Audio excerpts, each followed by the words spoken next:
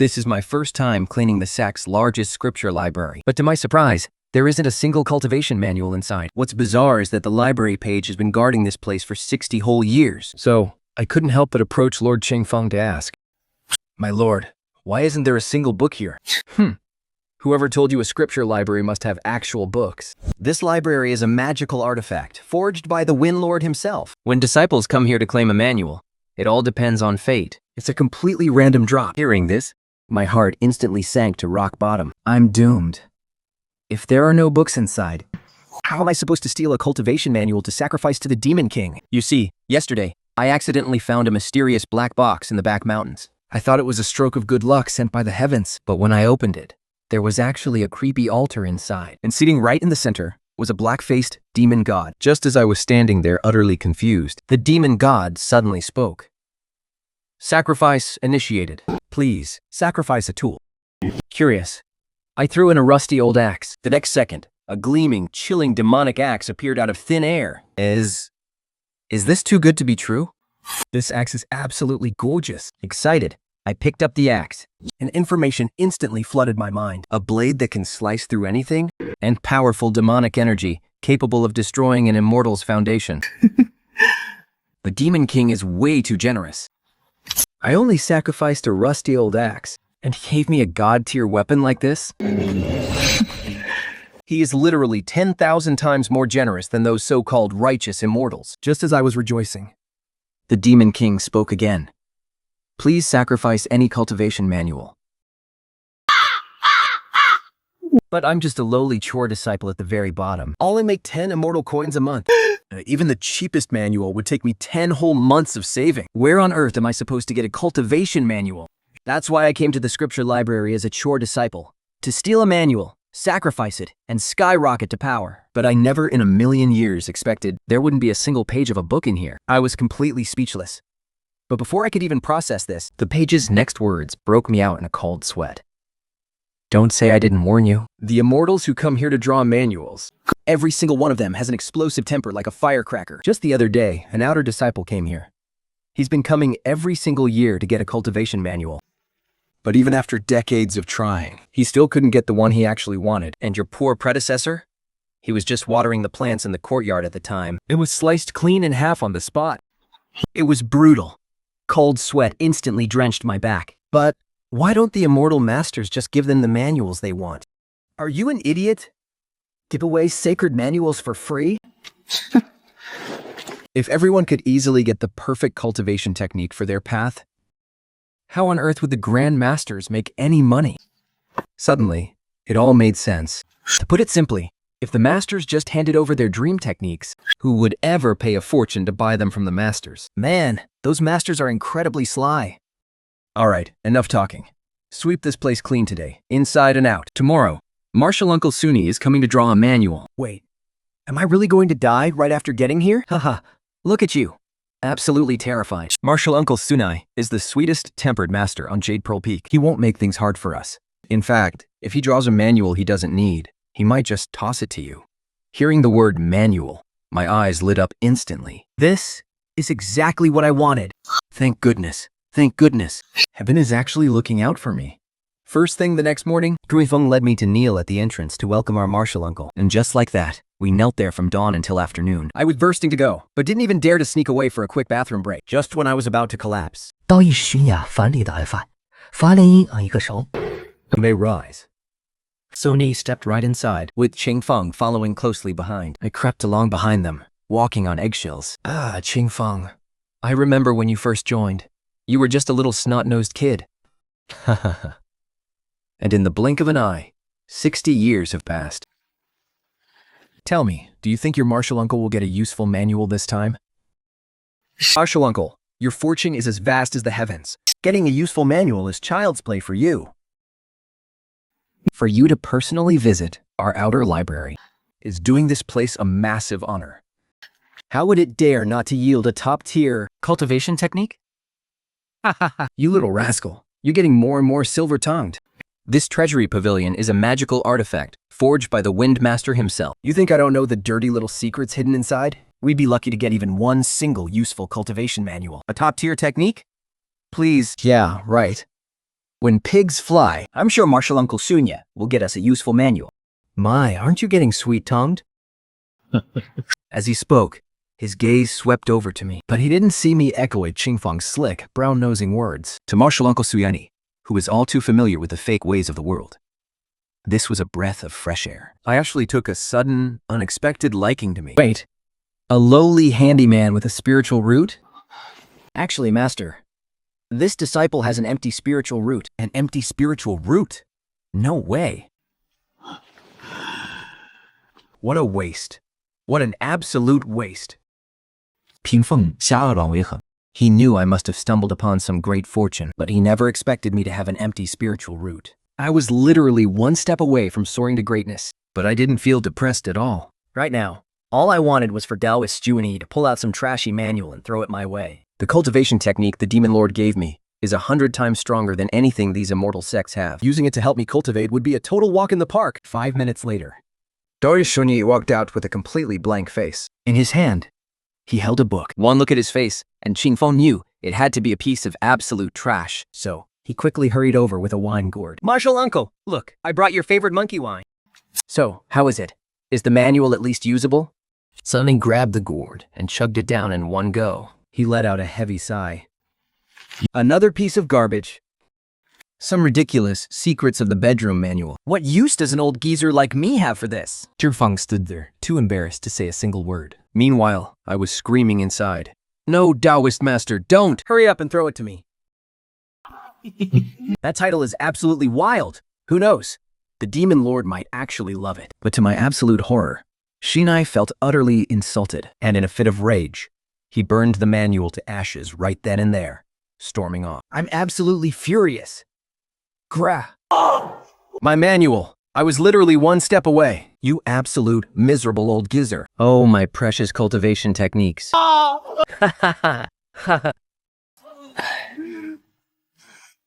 Stop crying! Another senior sister is coming to collect a cultivation technique soon. Oh boy. I knew it. Heaven is still looking out for me after all. But this senior sister has an even worse temper. Forget about just taking lives. If she doesn't draw the technique she wants, every living soul within 10 miles is dead meat. And to make things worse, she somehow snagged another slot from God knows where. If she still doesn't get the technique she wants this time, just thinking about it makes me shiver with fear. Seriously, can you stop leaving me hanging like that? 谋群发 We won't get beaten to death, will we? Well, I'm an official staff member of the sect, so I should be safe. But as for you, it's hard to say. While we were talking, a woman in a purple dress walked over. The moment Qingfeng saw her, he rushed over in a flash, not daring to hesitate for even a second. He bowed low, not even daring to raise his head, acting even more submissive than if he were welcoming the grand scholar of the mystic sect. Tell me, Qingfeng. Will I be able to get the technique I want today? Honestly, my standards aren't even that high. Just any immortal sword technique suitable for a woman will do. Senior Sister Yuji, you are blessed with immense fortune. So you'll definitely get the sword technique of your dreams. A lowlife like me hasn't seen a top-tier sword technique in all these years. I'm just waiting for Senior Sister Yuji to open my eyes today. Best of luck to you. Tuji wasn't stupid, and she could easily tell he was just buttering her on. But since she was in a good mood today, having just begged her master for another slot, she couldn't be bothered to waste her breath on a servant. Still, she couldn't help but threaten. If I don't get a good technique this time, it must be because you two are absolute jinxes. The moment she said those words, a cold shiver ran down my spine.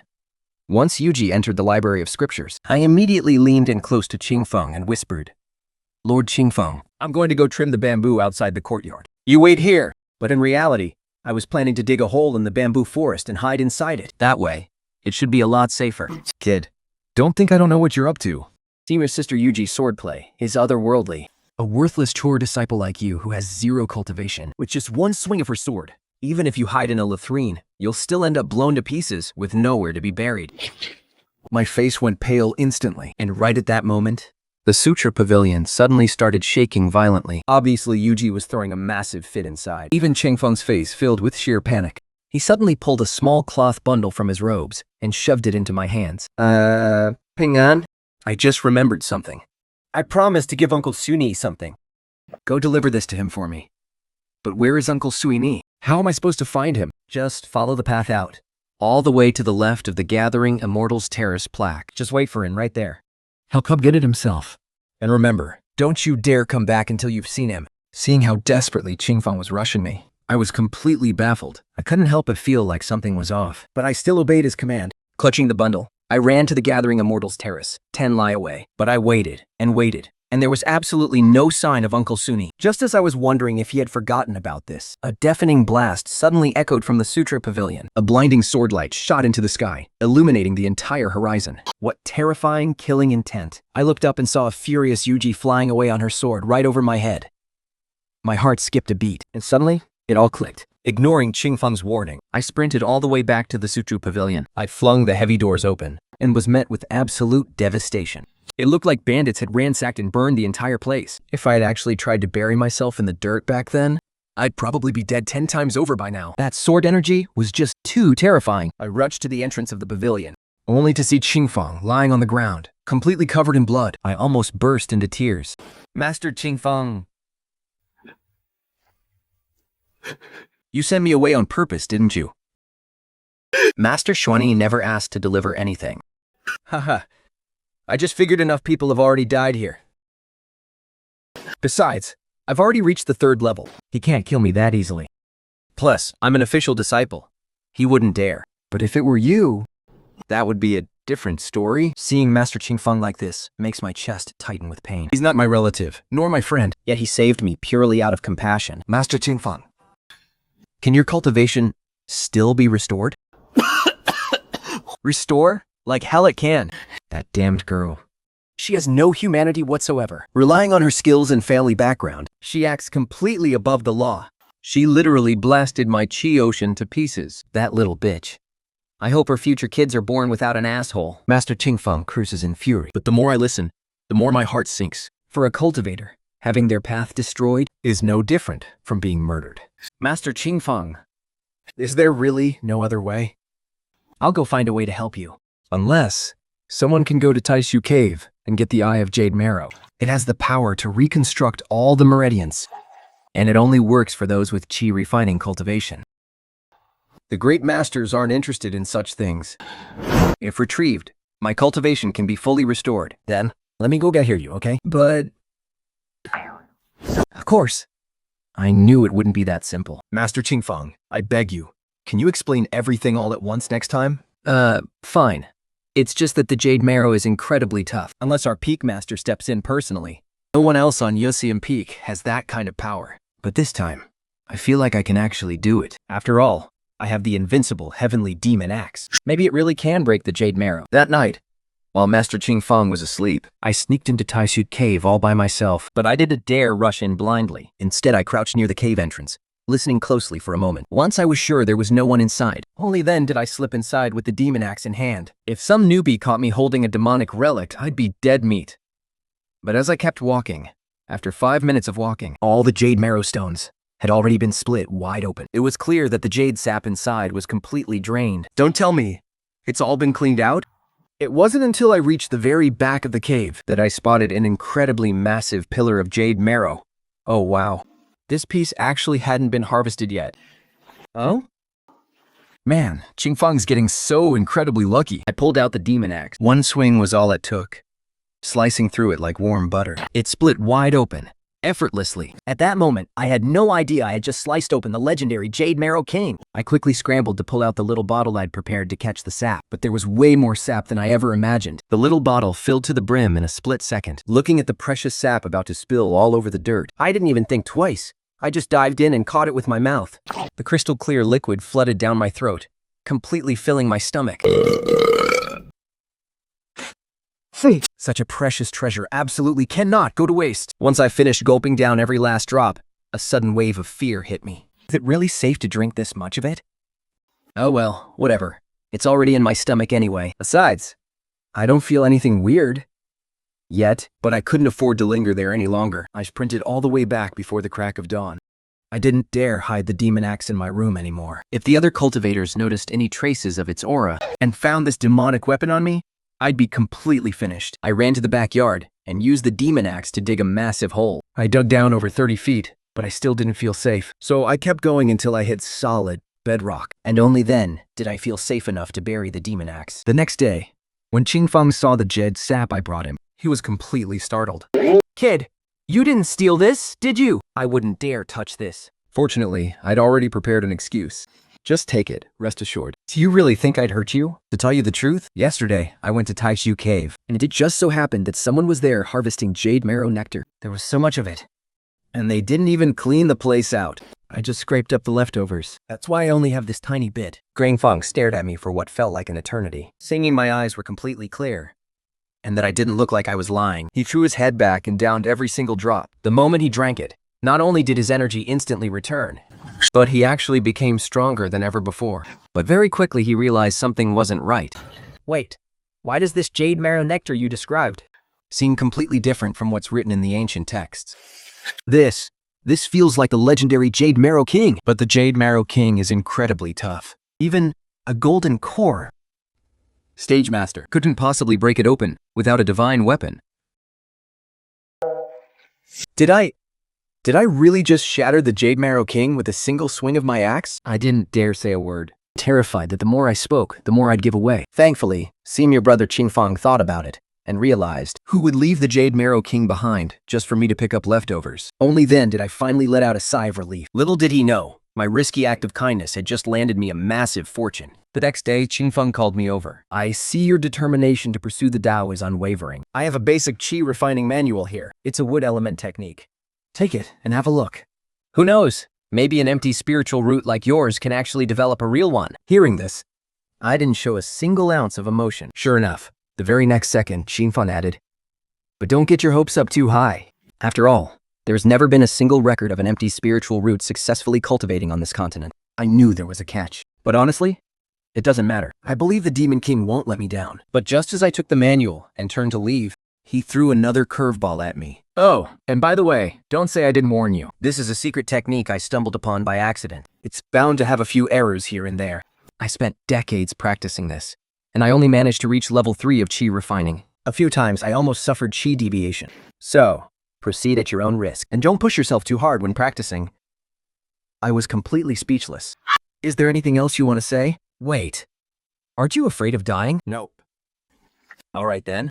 Fear? Like hell I'm scared. Grabbing the book, I went straight back to my place. I locked the door behind me, furiously pulled the Demon King's altar out from under the bed, and placed the book on top. To my surprise, the Demon King's irritated voice echoed, "What the actual hell? What absolute garbage is this? You call this a cultivation method? Out of 70,000 words, there are 48,000 errors. How can anyone even practice this?" Of course it's a cultivation method.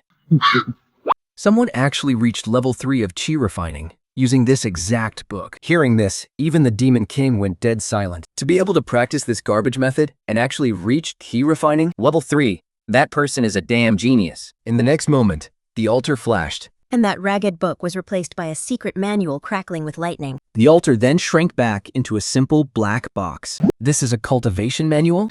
But why is it literally sparking with electricity? It's not going to shock me to death, is it? Looking at the lightning-engraved manual on the floor, I couldn't help but sigh.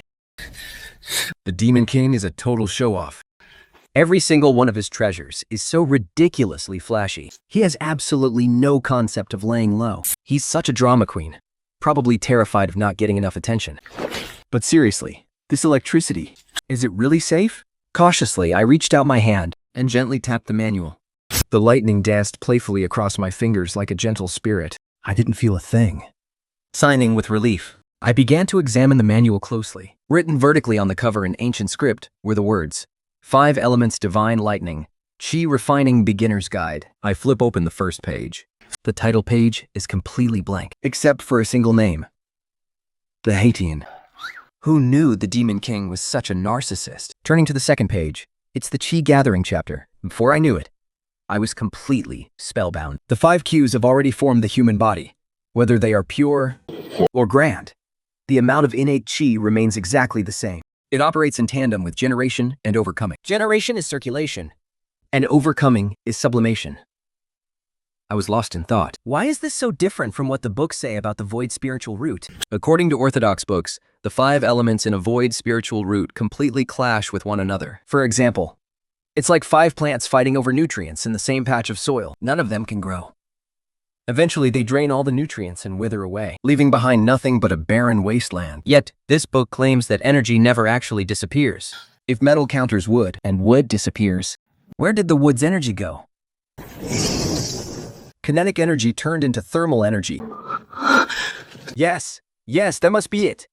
If you rub an iron hairpin against wood, The wood might be gone, but the energy didn't just vanish. instead, it turned into fire. This is the transformation of energy. Water extinguishes fire. Even though the fire is gone, The temperature of the water rises. the energy was simply transferred. From the fire to the water, The energy itself never vanished. so the conflict between the 5 elements doesn't actually destroy energy out of thin air. It's sublimation. Generation and overcoming work in tandem. Generation and overcoming work in tandem. All things circulate through the power of generation And sublime through the power of overcoming. Generation and overcoming are the supreme dual laws of heaven and earth. Suddenly, tears welled up in my eyes. All the anxiety and dread I felt about my void spiritual root, keeping me from cultivating, instantly vanished. The 5 elements divine lightning. Isn't this literally custom made for me? Turns out the Demon King didn't screw me over after all. Sure, I understood the theory, but I still had to physically experience how the energy of the 5 elements actually flows. Achieve ultimate emptiness. Maintain absolute stillness. Though myriad things flourish, each returns to its root. Without even realizing it, I had sat there meditating until dawn. My whole body felt like it was falling apart, but I still had to drag myself up. No choice. I still had a ton of cleaning to do. But the moment I opened the door to leave, I ran straight into Jingfeng. Feng took one look at me and asked, You've already sensed qi. It seems you really have some talent, kid. This first step is crucial. It just so happens that nobody has been coming to the scripture library lately to get cultivation methods. So you don't need to work either. There's only a bit of cleaning left anyway. I'll take care of it for you. Go back and focus entirely on channeling your qi. Only when you can channel qi can you be considered to have truly entered the path of cultivation. Since when is this guy so kind-hearted? There's gotta be a catch, right? While I was still spacing out, Crowning had already started sweeping. Did sun rise from the west today? Hey, Fine. since Master Qingfeng is being so generous, what am I being polite for? Just like that, I focused entirely on my cultivation for 2 days. But on the 3rd day of my training, a massive energy inside my sea of qi began to swell rapidly. Oh crap, the jade marrow liquid is finally kicking in. I remembered how Qingfeng healed his shattered meridians and sea of qi with just one tiny vial, while I drank dozens of times more than he did. Holy shit. I haven't even successfully channeled qi yet. Am I going to die? As my sea of qi was on the verge of exploding, a sudden spark of inspiration hit me. Wait, can't this stuff repair meridians in the sea of qi? Then all I need to do is try and guide this energy to deliberately shatter my own meridians, inch by inch, and then use this massive energy to repair them. If I keep doing that, I can slowly deplete all of it. Just like that, my meridians and sea of qi were blown to pieces 999 times and restored 999 times. Finally, on the 7th day, the energy was completely exhausted. I collapsed onto the floor, gasping desperately for air. Note to self: never ever eat random stuff again. That hurt like absolute hell. But after days of constant tearing down and rebuilding, my meridians and energy core have become tougher than I could have ever imagined. And my energy capacity? It's massive now. I can actually feel the spiritual energy flowing through the air. Within this energy, the 5 elements are constantly colliding and constantly regenerating. According to the ancient books, this means I've successfully drawn qi into my body. I was so excited, I couldn't contain myself. I dashed straight out to find Qingfeng. But when I got to his room, there was no one there. Not a soul. Where is he? Just as I was about to leave, I spotted a cloth bag sitting on the tea table. Isn't this Qingfeng's most prized possession? Why would you leave it behind? Right then, the morning sun streamed through the window, lighting up the tabletop. There was a wet message traced in water. Run! My heart slammed against my chest. Something is terribly wrong. He's in trouble. Right at that second. Footsteps echoed outside the door. I quickly stuffed the bag into my shirt, grabbed a rag, and calmly wiped away the water message. Then I bent down and started wiping the chairs, pretending I was just doing my chores. As the footsteps grew closer, a massive, imposing master in Taoist robes stepped into the room. Are you the servant who does chores for Qingfeng? Yes, Immortal Master. It's me. I went to drop to my knees, ready to show respect. No need for formalities. I am Upsuinton. I have a few questions for you. 孙，桑犬，the 冠那事 isn't he the master that cycle 语气 Kringfeng claims he drank the sap of the royal jade marrow to heal his shattered body. He said that royal jade marrow Was given to him by you. My heart instantly stopped beating. I'm dead. I've been exposed. Did Qingfeng seriously sell me out? No, wait.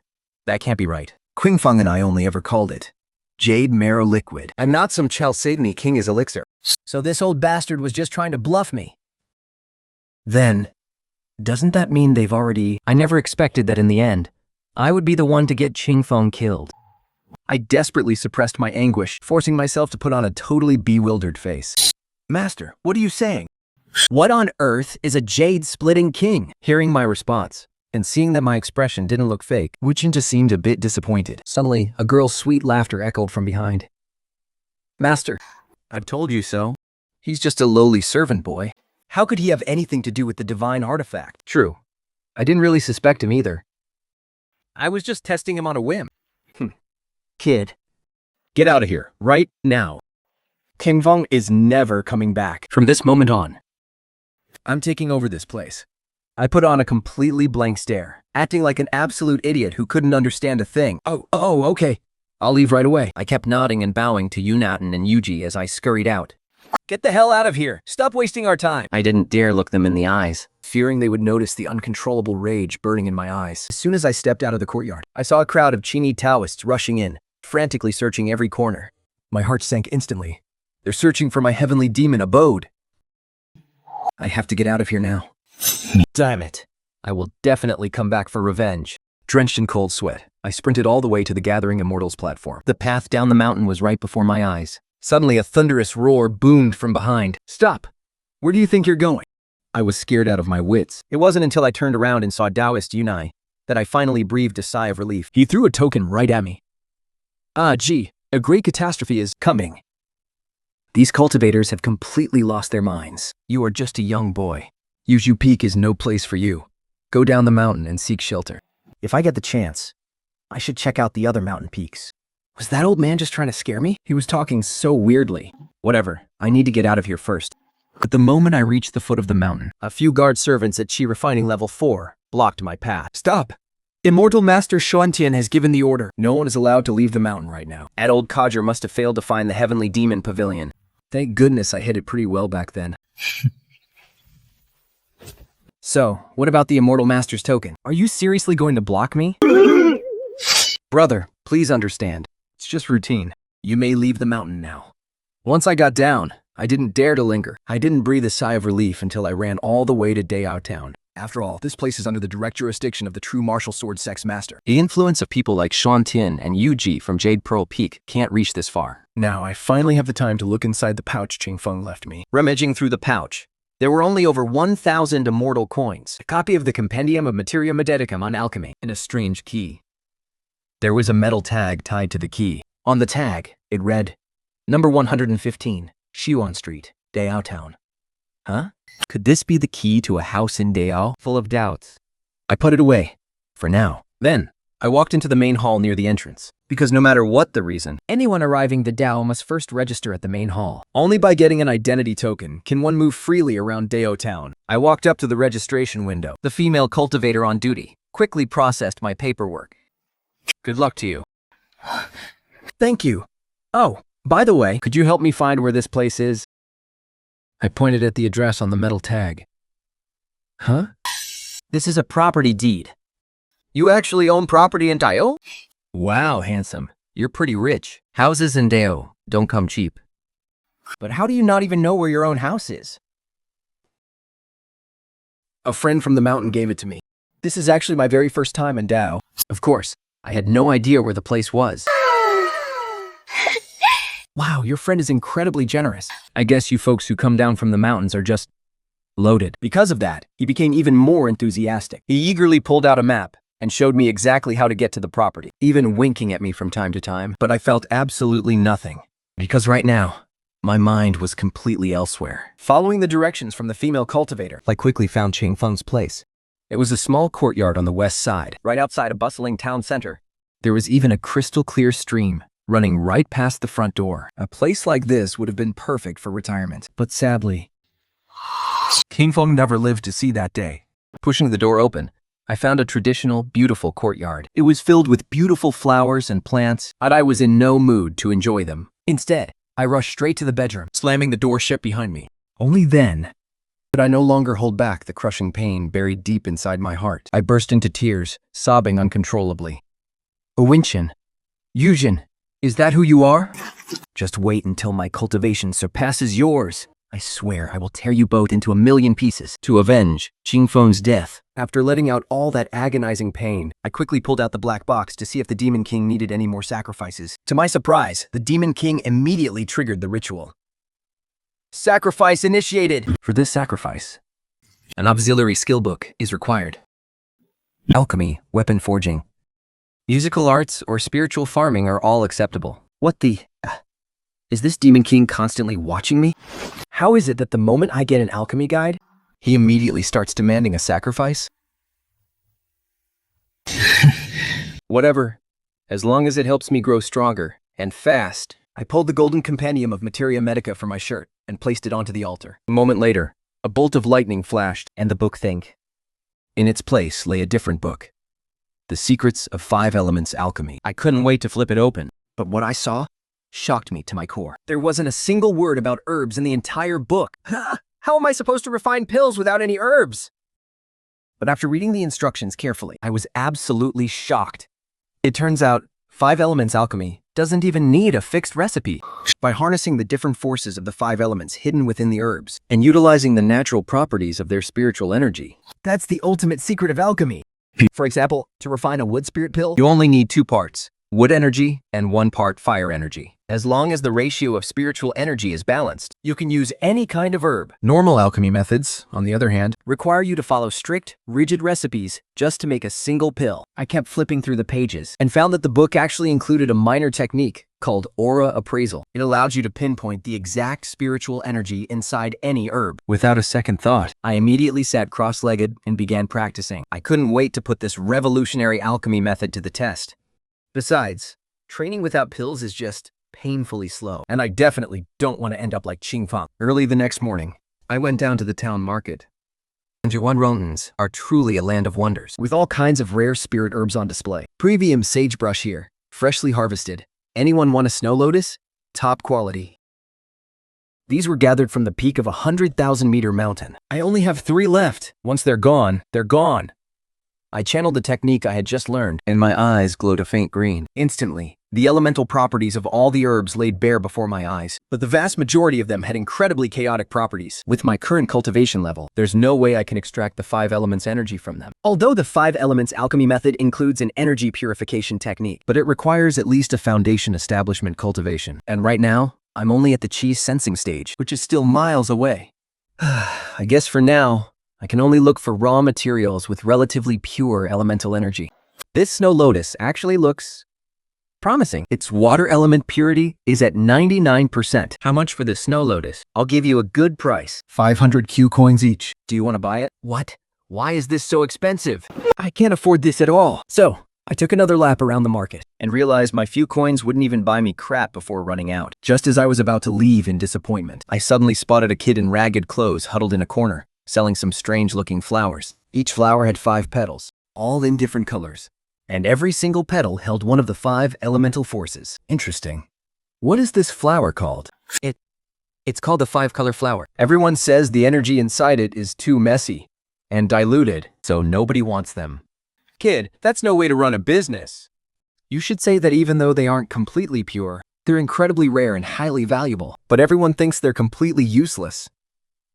They literally just eat them like regular food. I was completely speechless. Well, looks like the joke's on me. I picked up one of the flowers and started to think. If they try to use the whole flower at once, of course it won't work. But if you pluck each petal off and sort them by their elemental properties, that might actually work.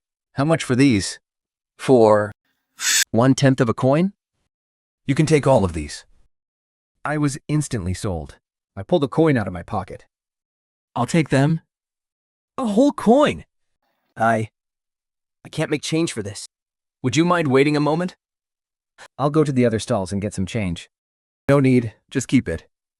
But tomorrow, bring me more of these 5-color flowers. Bring enough to make it worth 1,000 coins. I'll be waiting for you right here. Is that okay? The kid gripped the coin tightly, his eyes completely lighting up. Really? Then, see you tomorrow. See you tomorrow. Whistling a tune, I happily gathered the 9 5-color flowers from the ground. I head right over to the alchemy room next door. 1 lead coin an hour isn't too expensive. Plus, they even thoughtfully provided a gorgeous female cultivator to tend the fire. With a wave of her hand, A burst of flames instantly lights up the alchemy furnace. Sir, have you ever refined pills before? Nope. It's my first time. Then, hold on a second. I'll be right back. It doesn't take long before she returns. Is all that gear really necessary? To be honest with you, if the boss didn't pay so well, nobody would ever want to do this assistant gig. It's way too dangerous, especially with newbies like you. First-timers have a 100% explosion rate. I've literally never seen anyone succeed on their first try. Well, let me give it a shot. I talk a big game, but secretly, I refuse to back down. The Ultimate 5 Elements Alchemy Manual from the Demon King will definitely guarantee success on the very first try. Cao Hong doesn't bother arguing with me. She's seen plenty of guys like me, self-proclaimed geniuses, who won't listen to a word she says. Once he gets blasted half dead, he'll learn his lesson. I pull 9 5-color flowers out of my basket, getting ready to start. It shouldn't explode, right? What Shai Hong said is actually starting to freak me out a bit. Cao Hong physis. You're using this stuff to refine pills? Can this junk even make a pill? To be honest, I'm not sure either. But hey, it's worth a try. Besides, I'd hate to waste expensive oats. Fair point. I guess you're just here to get a feel for the process. I pluck 4 green petals, which represent wood spiritual energy. Then, 2 red petals, representing fire spiritual energy. According to the Ultimate 5 Elements Alchemy, this combination should refine into a wood spirit pill. Next, I pour a large bowl of water into the furnace. Why are you adding water? Aren't you supposed to use 5 Element spiritual elixir? Well, isn't this just a practice run? Truth is, I just can't afford it. I'll just have to make do with water. Once the water starts boiling, I'll throw in 4 green petals first. Before long, the cauldron was filled with a green, porridge-like mush. That's when I had Xiao Hong turn the heat down to a low simmer. An hour later, the green mush grew thicker and thicker. All right, that's about ready. I quickly threw in 2 red petals. The red petals carry fire energy, meant to burn away any impurities in the wood energy. But right then, the thick, green sludge began to boil violently. A bizarre stench started wafting out. Yes, this is the scent of wood energy, slightly sour. Haha, it's almost done.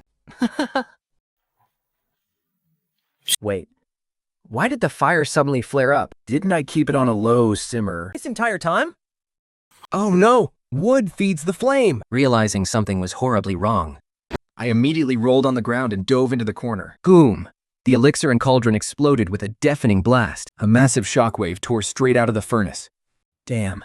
Luckily, my reflexes were fast, but poor Xiao Hong took the brunt of it. He was blasted pitch black from head to toe. Turns out, he was absolutely right to be fully armored. Thank goodness I only dared to brew enough for 1 pill. If I've filled the entire cauldron with herbs, it would have been a disaster. Just thinking about it gives me chills. But I have no other choice. Without the help of pills, there's no way I can quickly increase my cultivation, let alone avenge King Feng.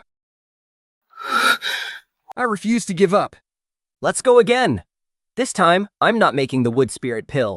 I'm going to try the spirit pill instead. I took 4 white petals, representing pure spirit energy, and 2 blue petals for water energy. To observe the subtle changes of the whole process, I leaned in as close as I possibly could this time. But the next second, the cauldron exploded yet again. I was sent flying by the shockwave and slammed violently against the wall.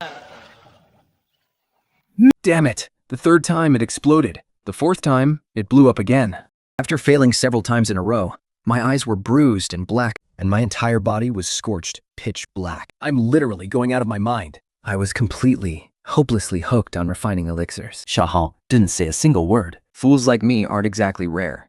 Talk about being stubborn to the core. This is the 9th and absolute final time, because these are the last of the herbs. There's just enough to refine 1 last fire elixir. I sat quietly inside the alchemy room, replaying every single step and dissecting every mistake I'd made. It all came down to one thing: the heat control. Every single petal had a different level of impurities. Right now, I don't have the power to purify them directly, so I have to control the heat with absolute precision, burning away the impurities, bit by bit. Time to blow it up. No, wait, start the fire! Xiaomeng just nodded numbly. This time, I was incredibly cautious. I learned from all my previous failures.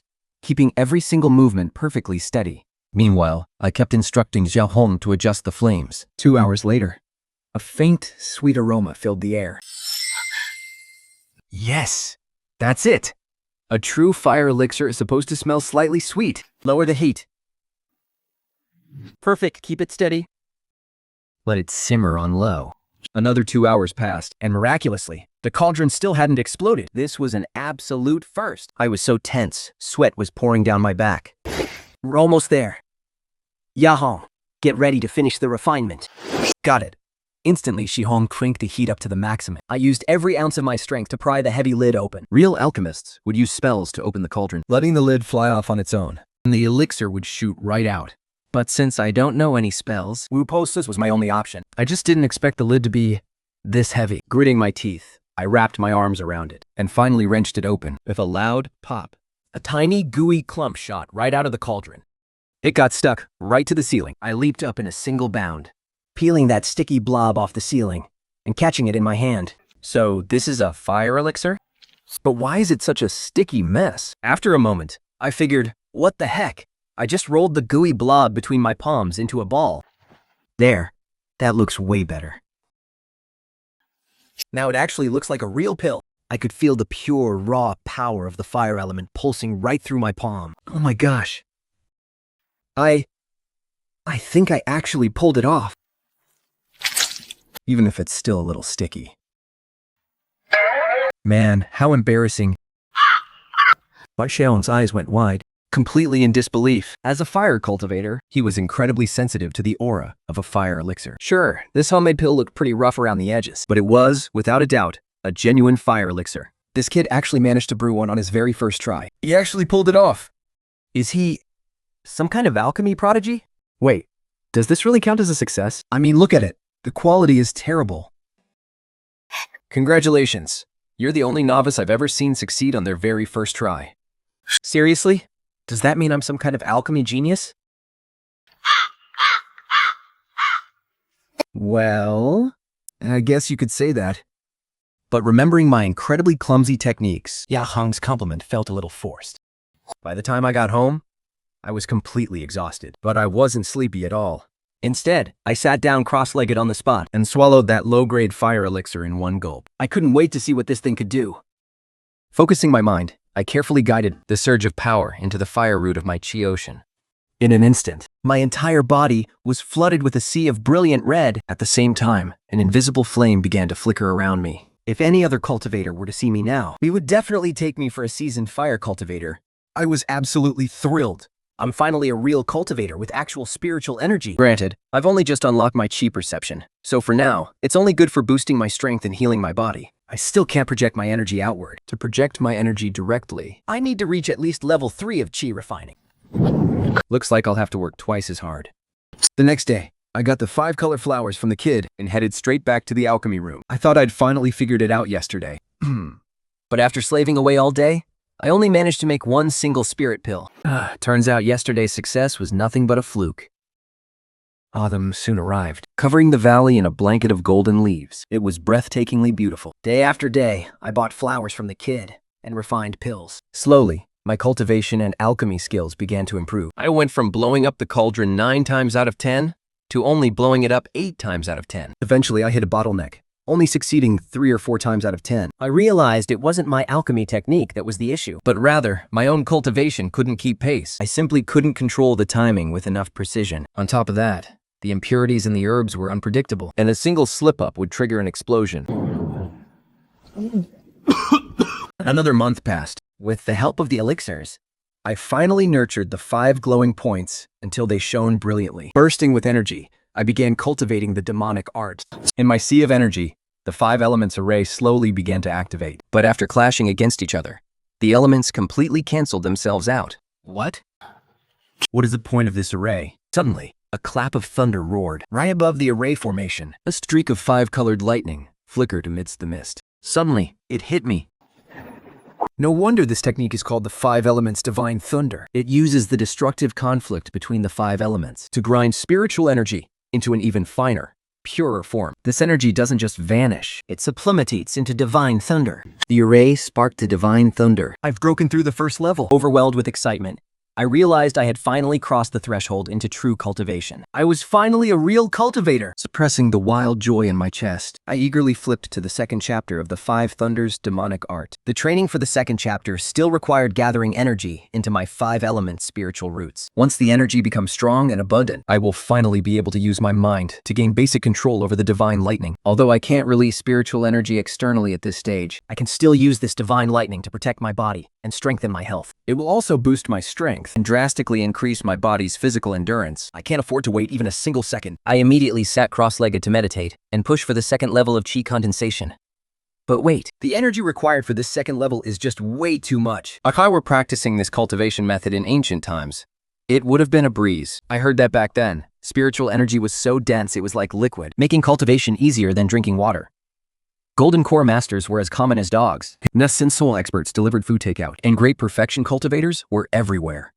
But now, we're in the Dharma ending era, and spiritual energy is drying up day by day. Even Golden Core cultivators are extremely rare. Practicing this technique now leaves me with only one path, and that is consuming a massive amount of elixirs. But how many chi gathering pills is this going to take? I'm going to go completely broke. But I've only boarded this crazy ship. I can only bite the bullet and keep cultivating. Fortunately, this demonic art is far superior to standard immortal methods. Once mastered, it will literally be a dimensional strike against anyone in my way. Fortunately for now, I can still use the cheapest 5-color flowers to refine chi gathering pills, barely scraping by to support my training. In the blink of an eye, winter arrived. The valley was covered in a blanket of pure white. Snowflakes began to drift down from the sky, and I successfully broke through to the second level of chi condensation. Now, I can control the divine lightning with just my thoughts, letting it flow freely through all my meridians. My physical body has also become incredibly tough. With my current physique, even if Yuji shot me with an arrow, she wouldn't be able to kill me. She would have to stab me quite a few times just to make it count. No, my spirit coins are being used up a bit too quickly. But I don't plan on going out to work either, because I need to make the most of my time and break through to the 3rd level. Only by breaking through this realm will I have basic self-defense capabilities. Plus, I'll finally be able to learn actual spells. It will be by massive boost for my alchemy skills as well. As time passed, I had already lived in Deo Town for 1 whole year. Winter faded into spring, and summer arrived once again. I have finally reached the critical threshold of the 3rd level of chi condensation.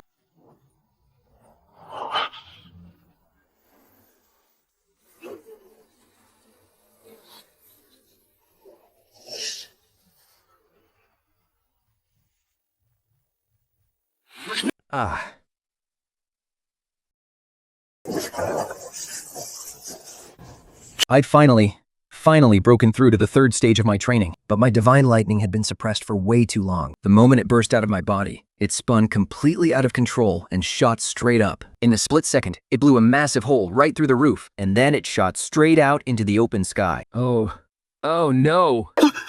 Please let no one have seen that.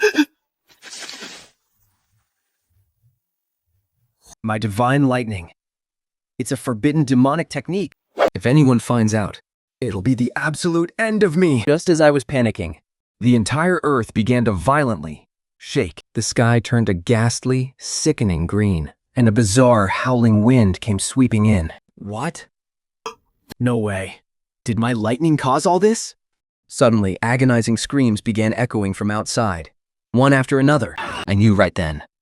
Something was horribly wrong. I threw the door open and rushed out into the yard. Sweeping in from the horizon was a terrifying, eerie green gale. It howled violently as it ripped through the settlement, tearing the roofs off countless houses. People were swept off their feet, screaming as they were hurled into the air. In an instant, they were corroded away until nothing but bare bones remained. Even their skeletons crumbled into dust, drifting down like snow.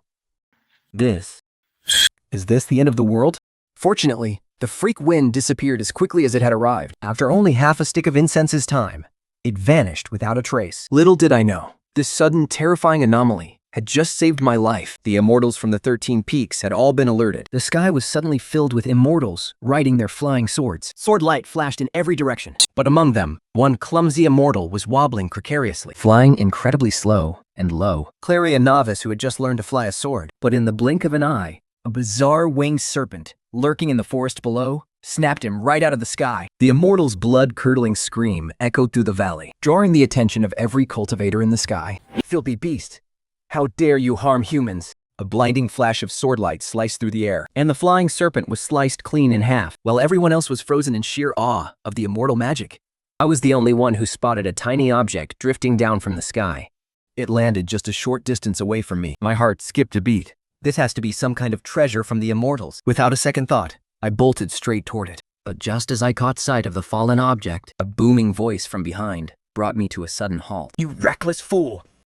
Get out of here right now. Are you blind? Can't you see the demonic swamp opening up ahead? I peered into the distance, and sure enough, a terrifying green pool had formed in the middle of the forest. It wasn't very large, only about 30 feet across, but it was bubbling with a menacing, toxic green froth, and the carcass of that flying serpent had crashed right next to it. Is that the demonic swamp? Could that flying serpent have actually crawled out of the demon realm? That is absolutely terrifying. Cut the chatter. This is no place for mortals like you. Get back, now! This entire perimeter is being locked down. Yes, sir. I'm leaving right away. I wasn't about to risk my life anyway. But first, I carefully memorized the location. Just as I turned to make my exit, a deafening boom shattered the air. The demonic swamp erupted with a violent roar, sending waves of green sludge shooting into the sky.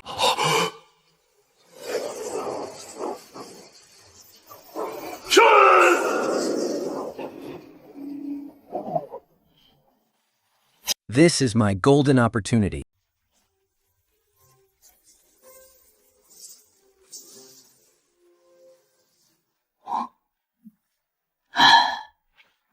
By the time the immortals looked back at me, I was already sprinting for my life toward Dao Town. What a coward! To think this loser dared to come nose around in the first place, and now he's running away like a beaten dog. What a pathetic, worthless fool. But the moment I made it back to my house, I found my neighbor standing by the door, sighing heavily. A great wind calamity is coming. Disaster is upon us. We're all doomed. My interest was instantly piqued, listening to the old man's frantic words. It seemed he knew a great deal about this ominous green wind. I walked over and bowed respectfully. Excuse me, Elder. May I trouble you for a moment? What did you mean just now when you said, a great storm is coming? Kid, you just don't get it. On this vast continent, every 129,600 years, a devastating cataclysm strikes. Survive it, and you make it to the next era. Fail, and you're wiped out of existence. Even the immortals can't escape it. Wait, is that cataclysm right around the corner? Exactly. By my calculations, we have only 3,000 years left before the year of doom. Even now, the chilling winds of the demon realm have started blowing in from time to time. This is the warning sign. 3,000 years, huh? Oh, so there's still plenty of time. No need to worry then. No need to worry then. You start to reach the peak of the Golden Core realm just to live for 3,000 years. I don't even know if I can make it to Foundation Establishment yet. An apocalypse 3,000 years from now? Really has nothing to do with me. Oh, by the way, old-timer, is this cataclysm you mentioned actually the demon realm itself? Of course. That flying serpent from earlier was a beast from the demon realm. In 3,000 years, when the demon realm returns, even the immortals won't know peace. The world is going to be completely reshuffled. But that has nothing to do with this old man. I won't live to see that day anyway. Just then, a few repair workers suddenly walked over. Young man, I brought these workers over. I saw your house was damaged, so I figured I'd have the master fix it for you while they're at it. Thank you so much. I'll head inside and wait. A moment later, the repairman walked in. Oh, it's so round. One look at this hole, and you can tell it was made by a beast from the demon realm. Not only is it perfectly round, but there's still a faint trace of demonic energy lingering around the edges. Kid, you're incredibly lucky. A creature from the demon realm definitely passed through here. You're extremely fortunate it only destroyed your roof. Enton, hype. To be debate, not surely. So, this won't be easy to fix. That'll be 2 celestial coins. I'll fix it for you right now. Alright, please go ahead and fix it. Here are your immortal coins. Once the master finished repairing it, and I saw him off, I rushed to lock the courtyard gate. I pressed my back tightly against the wooden door, clutching my pounding heart. Thank goodness the dark wind blew through today, helping me fool them.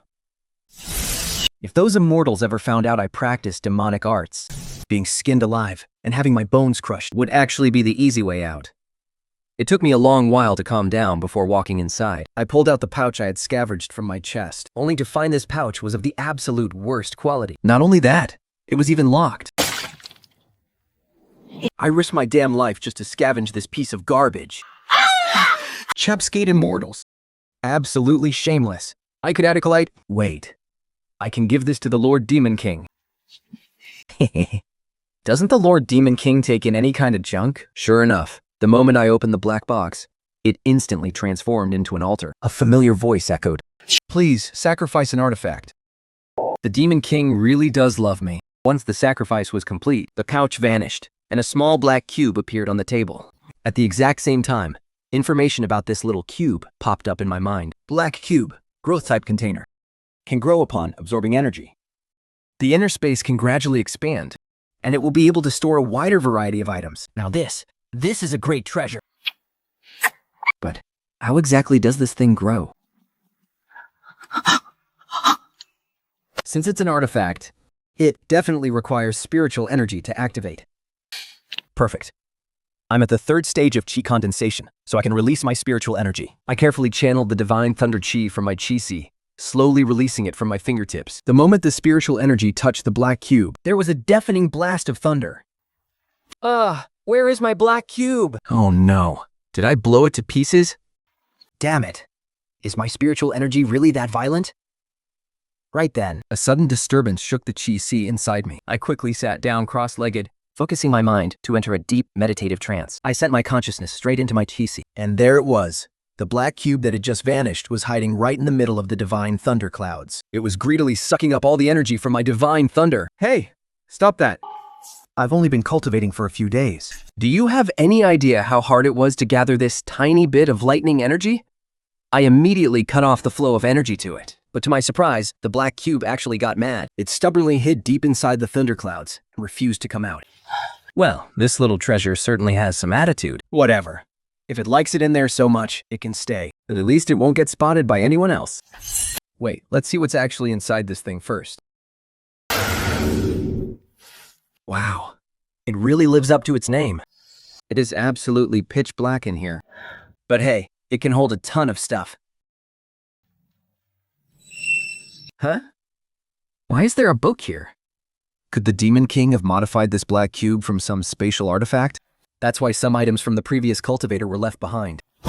Lord Demon King is so freaking badass! Even the sect master of the Divine Sword Sect probably couldn't pull this off, right? Man, hitching my wagon to the Demon King is definitely going to pay off. Then, 3,000 years from now, if I'm still alive, when the wind calamity strikes and the Demon King descends upon the world. Ha ha ha!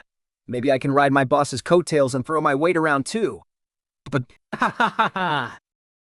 This is absolutely beautiful. I stepped out of the black cube and took a closer look at the book. The book records an offensive technique called the Aojan art, but it's completely unsuitable for humans. It seems to be some bizarre ancient demon slaying art from legend. Sacrifice initiated. Please sacrifice this cultivation technique. Hey, it's gonna work to Mivet. What a coincidence. Without a second thought, I sacrificed the Aojan art. A moment later, a brand new secret manual appeared on the altar. The 5 Thunders art. I opened the book and looked through it carefully. Inside, it recorded 5 different techniques. Demon Domain, Fire Dragon, Fire Element. Divine Earth Shield, Earth Element. Universal Rebirth, Wood Element. Divine Sword Art, Gold Element. Embryonic Breathing Art, Water Element. This is a technique that converts divine thunder into the power of the 5 elements. Could the Demon Lord have known that the power of divine thunder shouldn't be revealed in this world? Is that why he specially prepared a spell for me to turn it into the 5 elements? The Demon Lord is actually pretty thoughtful. He really knows how to help me keep a low profile. I'll definitely feed him something good for the next sacrifice. Eating trash every single day. Even an all-powerful Demon Lord probably can't stand that. I look at the 5 spells before me. After a moment of thought, I decide to go with an offensive one. After all, without any offensive power, no matter how strong your defense is, You're still just a sitting duck. There are 2 offensive spells to choose from. Without hesitation, I choose the Divine Sword technique, because the other one, the Abyssal Fire Dragon, summons an evil dragon from the demon realm. In this cultivation world, crawling with immortals, That would be spotted instantly, The Divine Sword technique converts Divine Thunder into Metal Element Chi manifesting a phantom flying sword. to slay my opponents. Once I achieve basic mastery, I can summon 7 divine swords at once, forming a massive sword net to trap the enemy. if I reach Grand Mastery, I'll be able to unleash 108 Divine Swords in a single breath, Showering the battlefield.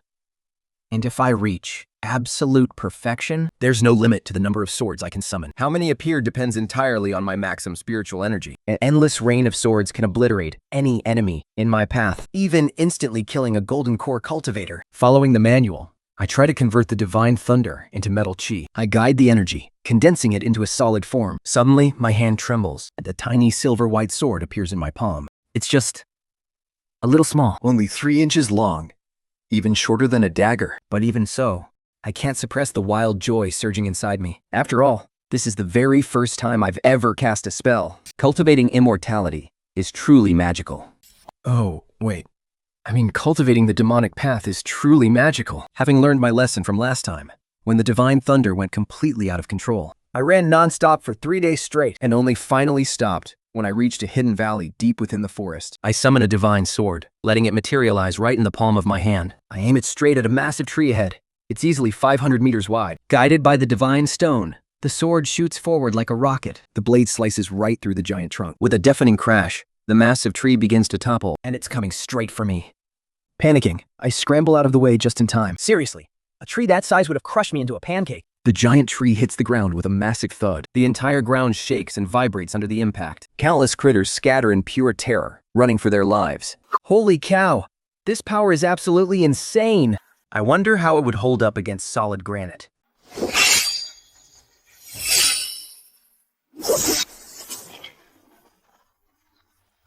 Man, this is ridiculously strong. I tried again.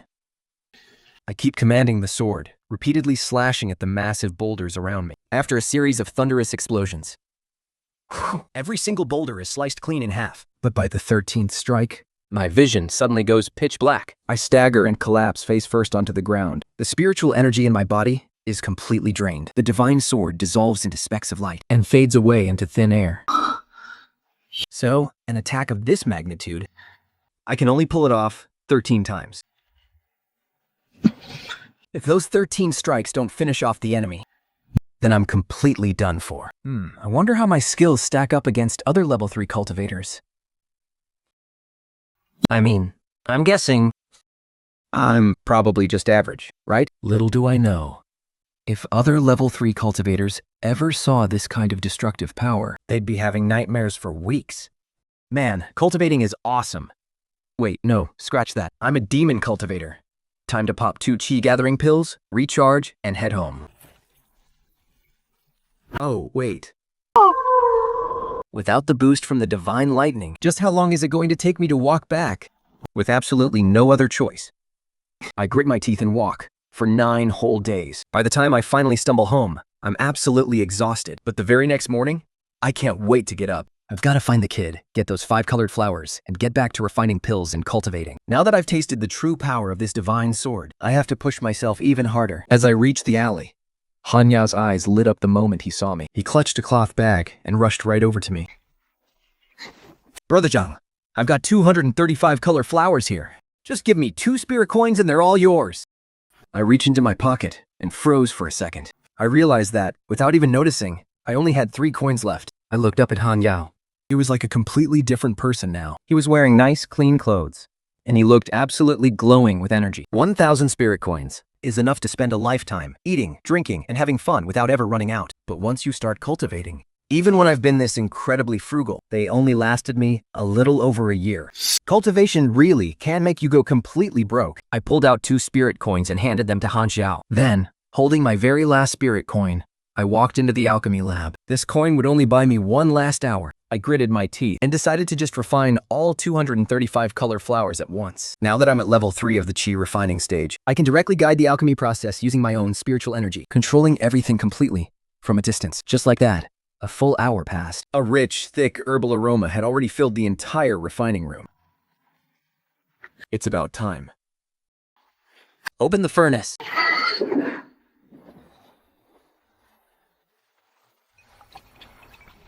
Yes, it worked. This single batch actually yielded over 60 flawless chi-gathering pills. And the quality is incredibly high. If I wasn't so worried about drawing unwanted attention, I'd love to just sell all of these pills right now. And I could swap them for spirit coins to buy even better materials for refining. After all, even a low-grade chi-gathering pill goes for 500 spirit coins on the market right now. Over the next few days, I used the chi-gathering pills to help me master the divine sword art even further.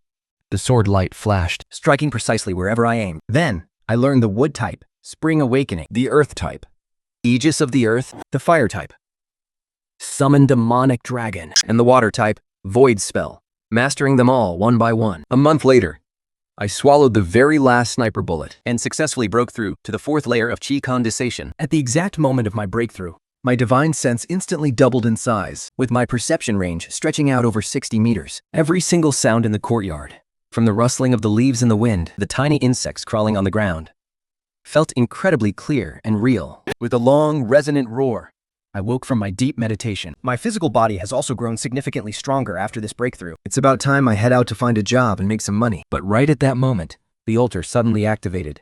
Please sacrifice a flying sword or any other flight-type magic treasure. A flying sword? I haven't even reached the 8th layer of chi condensation yet. I can't control flying treasures at all.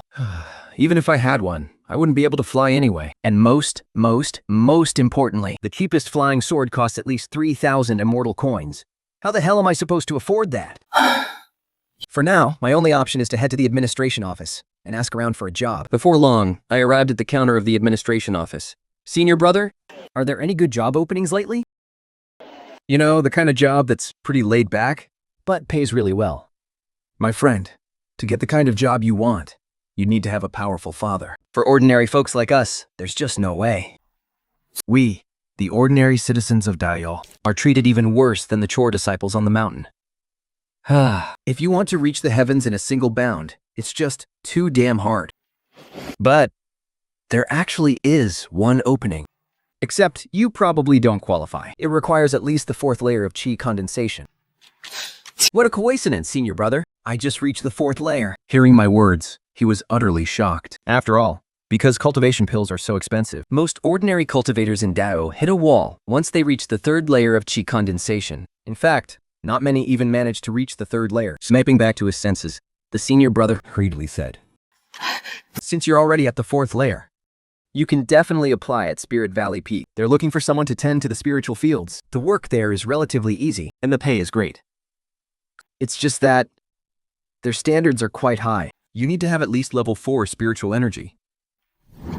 And it's even better if you have wood or metal energy. That makes getting in way easier. Actually, I heard the elders there are incredibly generous. If you could actually take good care of their spiritual fields, they'll shower you with rare treasures. Word is, the head elder has a ton of flying swords. He hands them out as rewards all the time.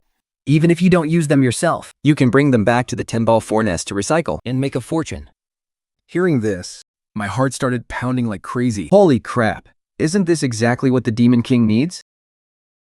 But wait, senior brother, I get why tending spiritual fields requires wood energy. But why would they want someone with metal energy too? Honestly, I'm not really sure about that. But if you have both wood and metal energy, you're practically guaranteed to get the job. Look, I'm not gonna lie to you though. The elders at Link Peak are notoriously brutal. If you do a good job, great. But if you screw up, you'll get screamed at, beaten half to death, and then thrown out on your face. But don't worry too much. No one's actually died there yet. Thanks, senior brother. I'll go check it out. Link Peak is hiring a spiritual field manager. Must be at least level 4 in chi refining. Primary duty: guard the spiritual fields. Metal spiritual root preferred. Wood spiritual root will also be considered. Only hiring one person. Pay is 15 coins per month. Room and board included. I immediately hurried over and joined the very end of the line. Think up front. The other cultivators were testing, one by one. Rejected. Your spiritual energy is way too weak. Next, please leave. Just like that, They rejected several people in a row. Soon, there was only one person left in front of me. And then, it was my turn. The burly man in front of me places his hand on the spirit stone. Instantly, the spirit stone bursts with a blinding red glow. The fat examiner's eyes light up. Finally, a decent one.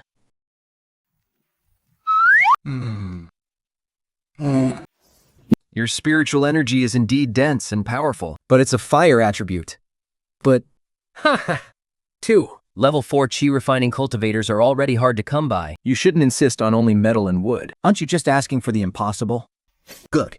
I know your goal is just weeding and fertilizing. Even though the fire element isn't as good as metal or wood for this. It's not like it can't get the job done. The fat examiner clearly hesitates. After all, he's been recruiting for so long without finding anyone suitable. Maybe he should just let this guy give it a shot. Who knows? It might actually work. Watching the fat examiner's expression, I can tell what he's thinking. My heart instantly tightens. This is bad. If he recruits that guy, what about me? Wait! Immortal. I have dual metal and wood attributes, and I'm at level 4 of chi refining. The burly man leaps up, glaring at me with pure rage. But I don't give him a second glance. I just look eagerly at the fat Taoist. I have to seize this once-in-a-lifetime opportunity. Oh?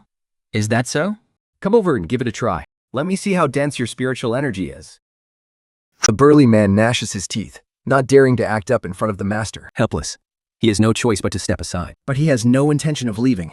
He's confident that his level 4 chi refining energy is incredibly dense, far beyond what any ordinary person could match, even if this kid has dual metal and wood attributes. If his energy is too weak, he won't even catch the master's eye. Just you wait to be disqualified. I stretch out my right hand. I quickly convert the divine lightning energy inside me into metal and wood attributes. Only then do I place my hand on the spirit stone. In an instant, half of the spirit stone glows pure white, while the other half glows a deep green. The two colors intertwine, bursting with a vibrant light, in perfect, seamless harmony. He really does have dual metal and wood attributes. Both of your elemental attributes are incredibly pure. And they are exceptionally dense and powerful.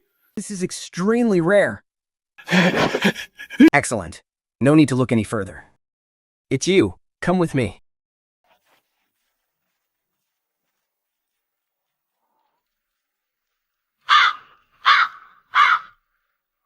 An hour later, Back Taoist brought me halfway up Lingo Peak. Here, tiers of terraced fields were built along the mountainside. Screwed fields were scattered in an orderly pattern, bursting with pure, serene spiritual energy. Remember, you're in charge of all the spirit fields here. This spirit rice was just planted. So, this is a critical stage. There are 30 mu in total. Come on, I'll take you to meet the elder.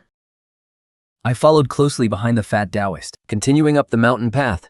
But the moment we stepped past the array's boundary, Think suddenly rolled in.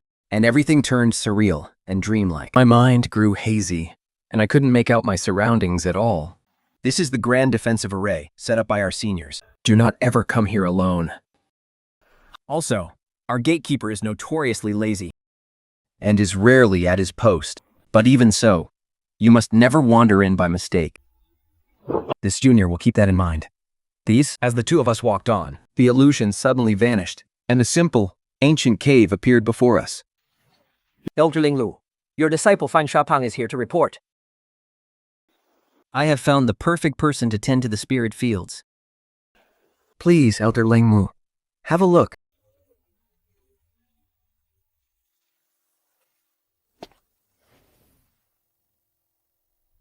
Another little fellow at the 4th level of chi refining? Can he even handle it? Elder, it's extremely rare for a handyman to reach the 4th level of chi refining. I searched far and wide just to find someone this qualified. Fine. Let him give it a try first. This is the exclusive token of Lunga Peak. You'll need to come up the mountain from time to time. Some of your tools are up here too.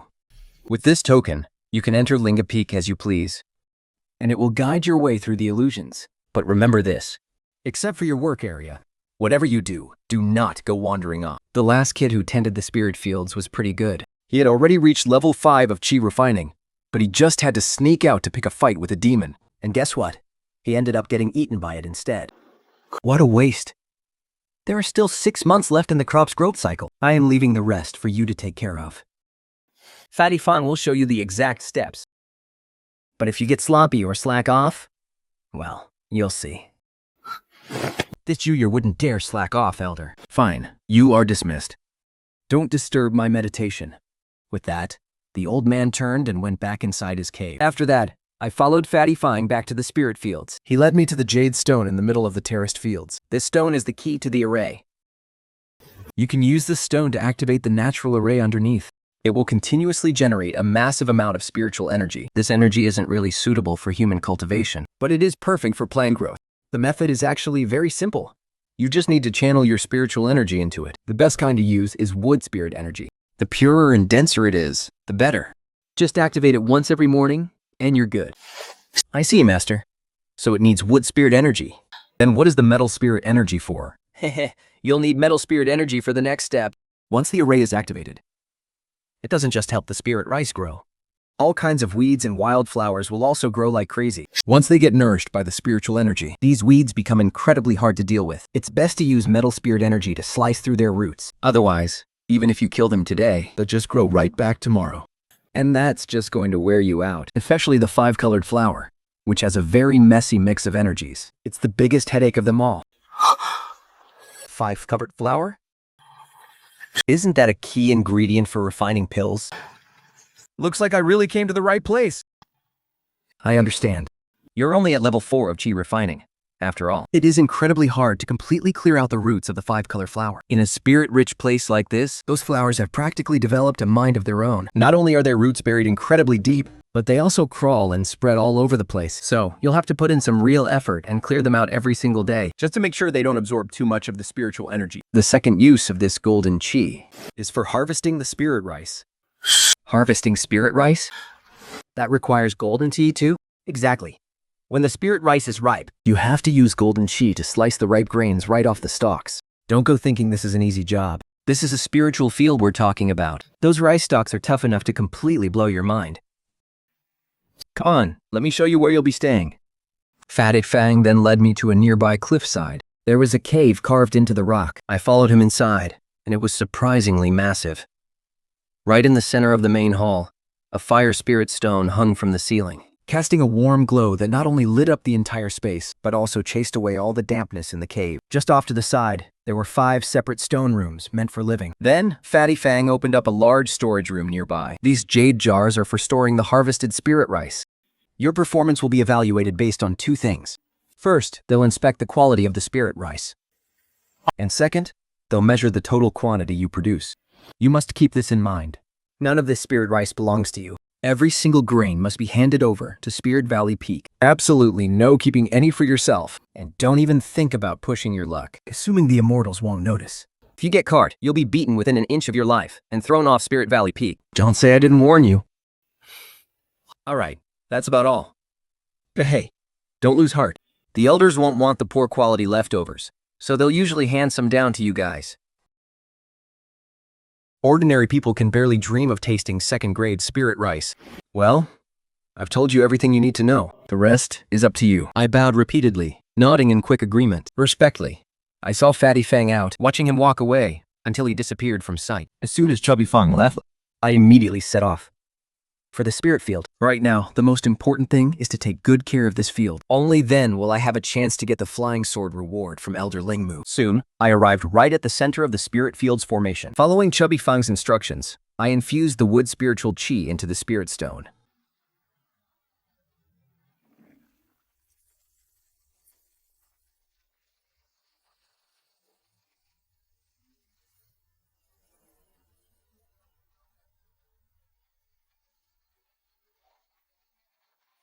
oh my god, there really are 5 flowers here. I suppressed my excitement, knowing I had to deal with the weeds first.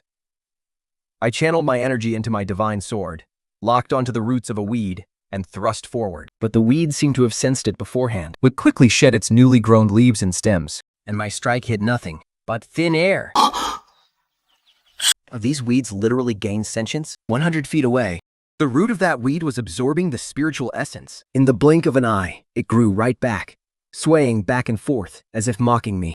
I don't believe this. Like I can't even beat a single piece of grass.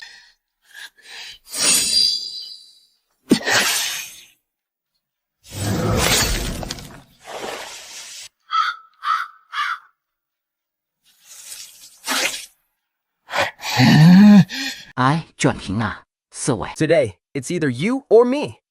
Just like that, one man and one weed chased each other for the time it takes an incense stick to burn. Slowly, I figured out the weed's pattern. Every time it darted away, it was exactly 100 feet. Not an inch more, not an inch less. Once again, I channeled my energy into my flying sword, aiming and stabbing 100 feet ahead in advance. Sure enough, the weed ran straight into it, getting skewered right on the spot. It instantly withered away. I let out a long sigh of relief. Now, I finally understand what Elder Lingwo meant. Another level 4G condensation, kid. Can he even hold his own? As it turns out, weeding really is a brutal, exhausting job. After some time, I became more and more skilled at weeding, and without even realizing it, my divine sword technique upgraded by a level. I went from controlling one sword to controlling two, though the second sword was much smaller than the first. Controlling the two small silver swords to cover each other, I slashed away. Before long, most of the weeds in the field were cleared out, leaving only the spiritual rice seedlings and the 5-color flowers blooming all over the field. Naturally, I couldn't bring myself to destroy the 5-color flowers, so I only harvested their petals and leaves, leaving their roots intact. Besides, the purity here is incredibly high. Refining pills with these 5-color blooms will definitely blow those standard chi-gathering pills on the market right out of the water. But here's the catch. I don't even have a cauldron in this dump I call home. Whatever. I'll stockpile these blooms first. I can figure the rest out later. Time flew by, and in the blink of an eye, autumn arrived. The spiritual fields turned into a sea of shimmering gold. Harvest season for the spiritual rice was just around the corner. Suddenly, Fatty Fong rushed over to warn me. Elder Ling Mu is coming to inspect your field tomorrow. Make sure you tidy things up. Don't you dare forget. The second I got the news, I rushed out to rip up more than half of the 5-color flowers in the field. Then, I moved the highest quality ones to a dark hidden spot. After all, keeping up appearances is everything. The next day, Elder Lang Mu took a walk around the spiritual field. He nodded in satisfaction. You've done well these past few months. Very well indeed. This has completely exceeded my expectations. Consider this your reward from me.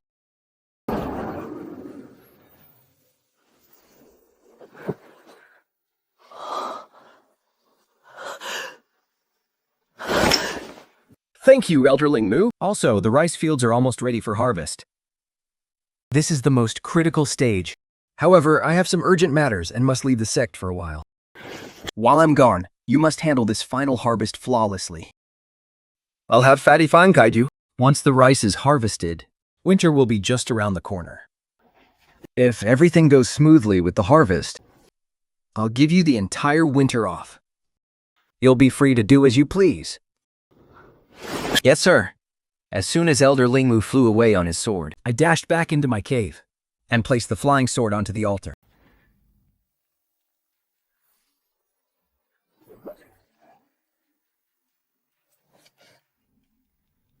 Wait, is this a flying treasure?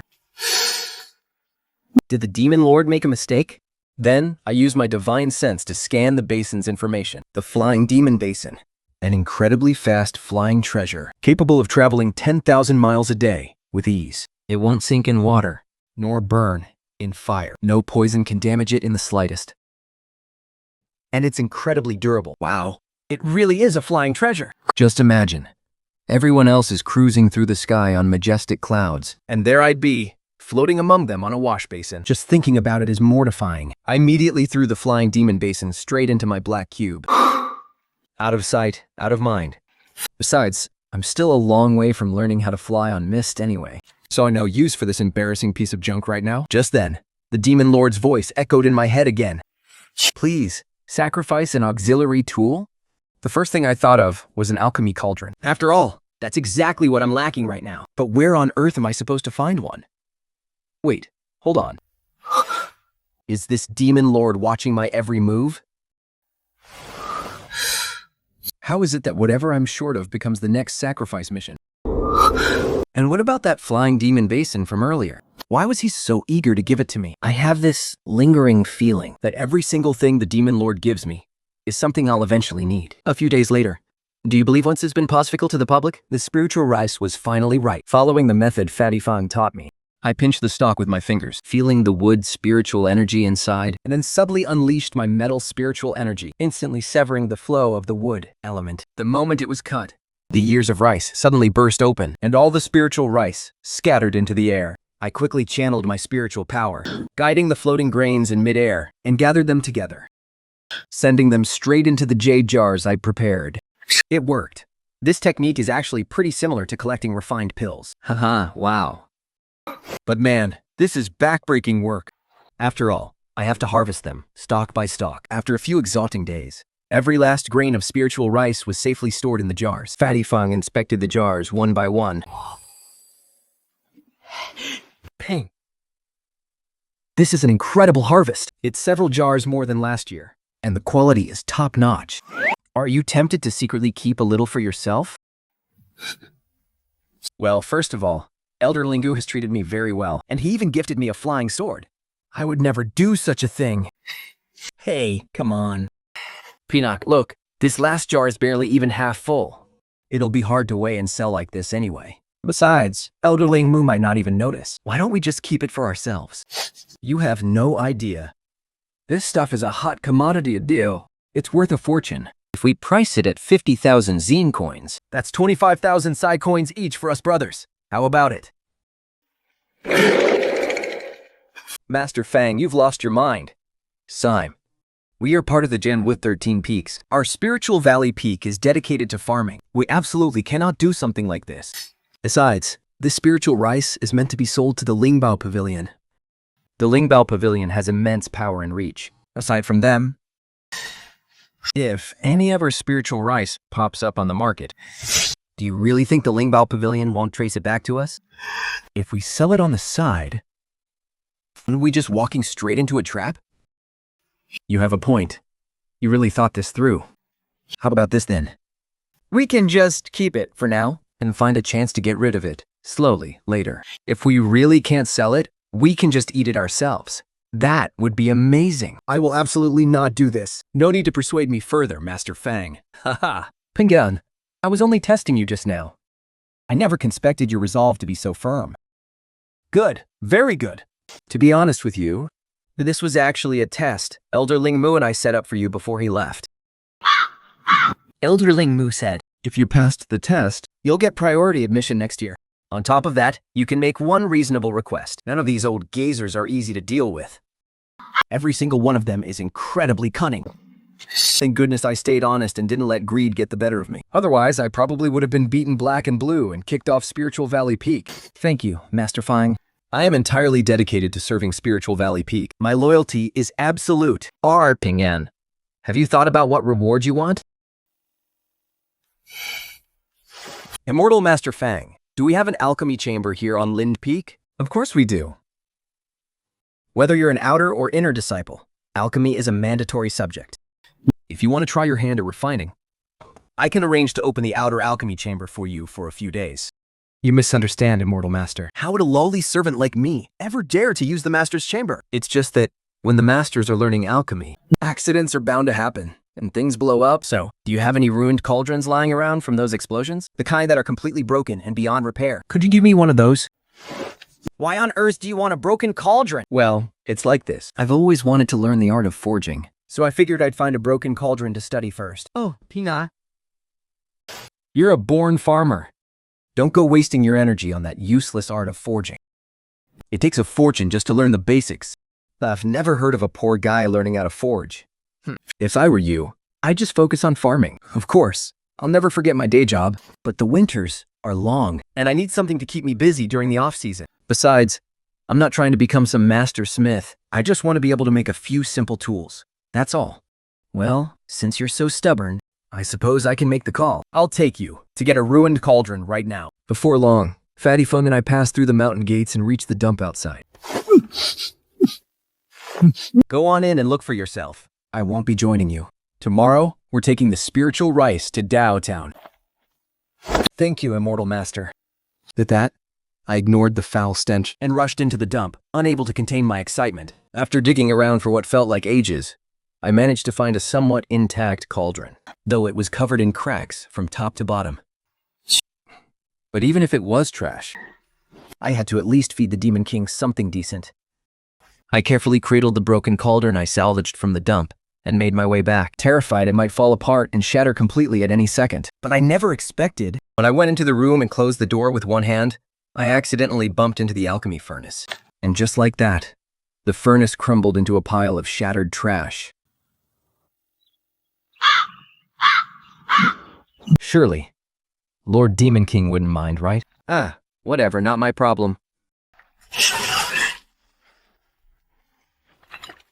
But when I woke up from my nap, a brand new alchemy furnace was sitting right there in my room. I knew it. The Demon King really doesn't care about a little junk. He'll accept literally anything. I immediately used my divine sense to inspect the furnace, and its details instantly flashed in my mind.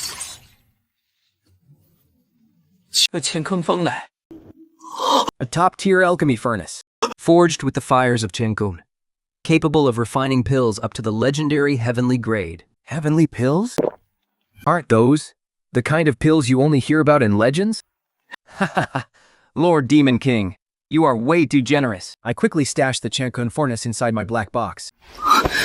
There's no way I can let anyone see this furnace. And besides, I don't even have the money to buy daily necessities right now. I guess I'll just have to wait. Early the next morning, Fang showed up. he was holding a tiny palm-sized paper cart. I was so curious. What's this thing for? Watch closely. I'll show you a magic trick. Here. Activate.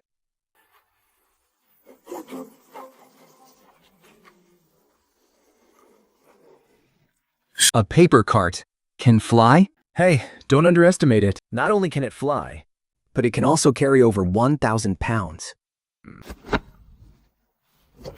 Hurry up and load all the harvested spirit rice. I quickly started loading the jars of spirit rice onto the cart, one by one. With a low shout from Chubby Fang, the paper cart steadily flew down the mountain. Hold on tight, I'm speeding up. Wind, rise.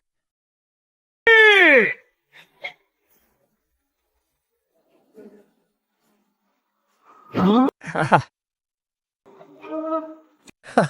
is this your first time riding a flying paper ship? You'll get used to it after a few more rides. Half an hour later, the paper cart landed right in front of the warehouse of the Lingbao Pavilion in Dayao Town. My job was to carry the spirit rice into the warehouse, while Chubby Fang negotiated the deal with manager Yang. Once the transaction was done, the paper car takes flight once again. Fighty Fang repeats his old trick, instantly summoning a powerful gust of wind. The paper car instantly accelerates, soaring forward. Mr. Fang, are we supposed to be heading back to Link Peak? This doesn't seem like the right direction. It looks like the road leading out of the mountains. It wasn't easy to get out of the sect for once. Why be in such a rush to go back? I'm taking you to a great place. We might even score some awesome treasures while we're at it. This paper car can haul a ton of stuff back. Haha.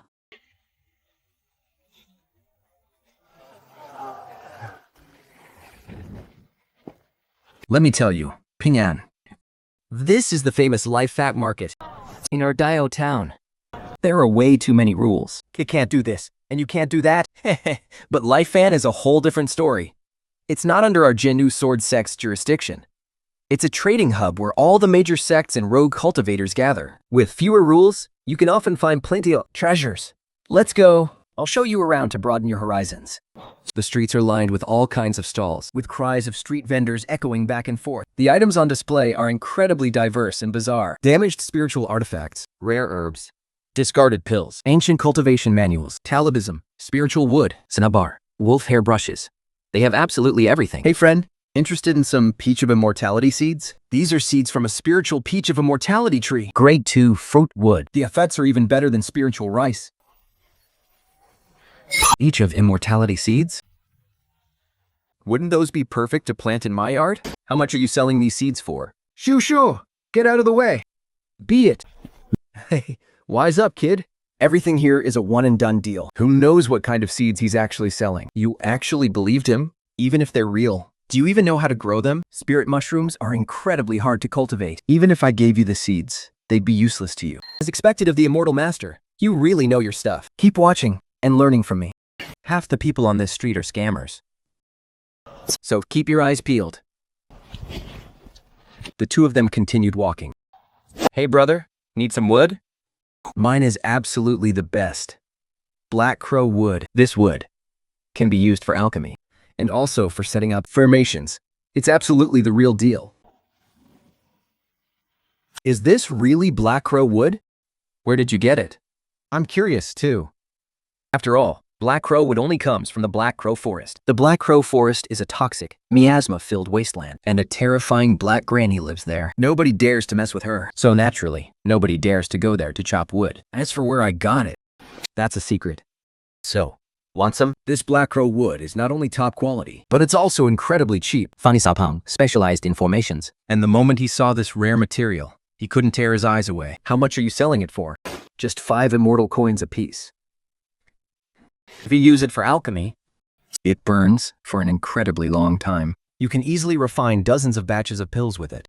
In this world, not many people specialize in formations, so the middle-aged cultivator assumed Fang Xiaoprong wanted it for alchemy. Fang Xiaopang feigned the look of disgust. Your price is even higher than the frost bamboo back at our sect. For that price, I might as well just buy frost bamboo. Huh. Hey, we can negotiate. If you really want to buy it, I can give you a discount. There are 24 pieces of black crow wood here in total. If you buy them all, I'll let you have them for just 100 immortal coins. Frank Xiaopang was incredibly tempted. He was working on a summoning circle, specifically designed to summon dark creatures. This was the exact material he was missing. But as he reached into his pocket, his face instantly fell. Ting, buddy, I was in such a rush when I left that I forgot my wallet. I only have a little bit of pocket change on me. Can you lend me 20 gold coins first? Are we even that close? Coming to me for a loan. Seriously, have you no shame? That might not be such a good idea. I barely have any coins myself. What if you forget to pay me back? I wouldn't even dare to ask you for it. Ping An, look at yourself. You're just a temporary handyman right now, right? You still have the assessment coming up next spring. With the round, you're guaranteed to pass, aren't you? Besides, I was planning to help you become a formal handyman. This isn't just shameless.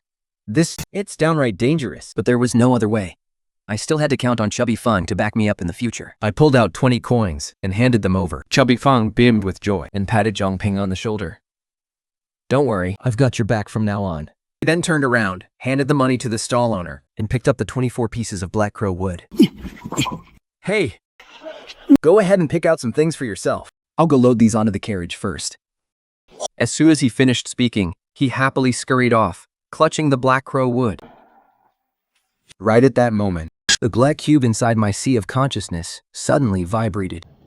Within the black cube, the altar activated a sacrifice. This sacrifice requires a soul cultivation technique manual.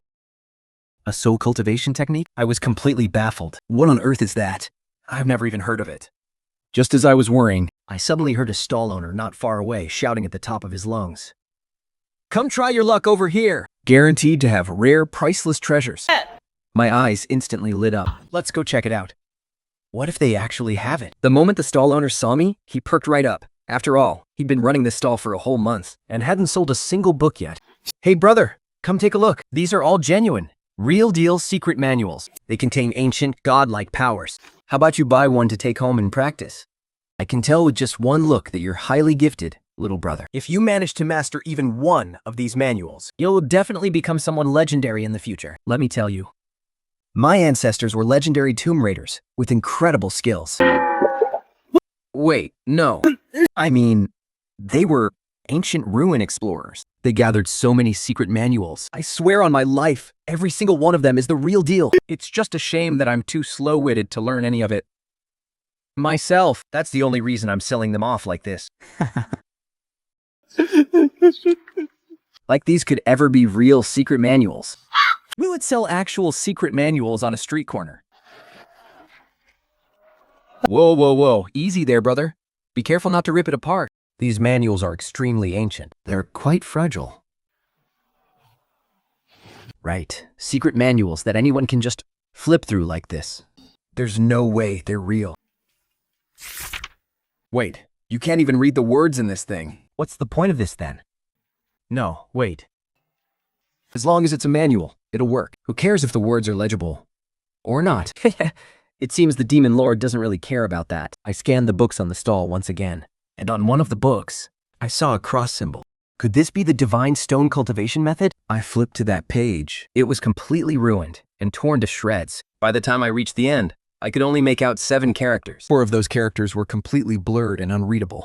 So basically, almost nothing in this book is actually legible. Whatever. This will have to do. Boss, how much for this book? Ah, you certainly have an eye for quality. This secret manual was actually excavated from the tomb of an ancient god. It's bound to have some mind-blowing ultimate magic spells inside. It's a tragedy that a masterpiece like this has been gathering dust for years, just because no one recognized its worth. Give me 100 spirit coins, and it's yours.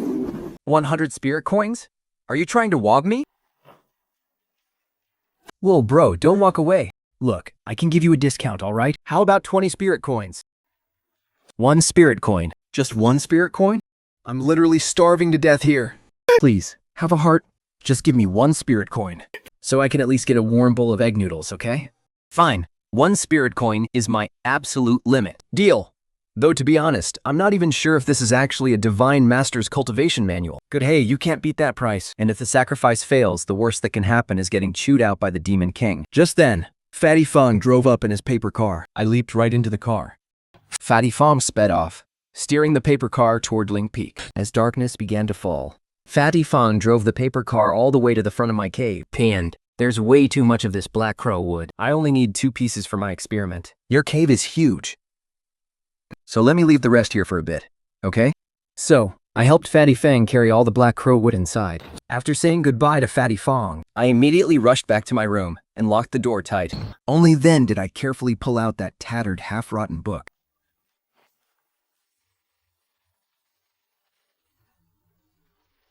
Whoa, haha, oh my god! This book actually is a Divine Master's Cultivation Manual. I just hit the absolute jackpot.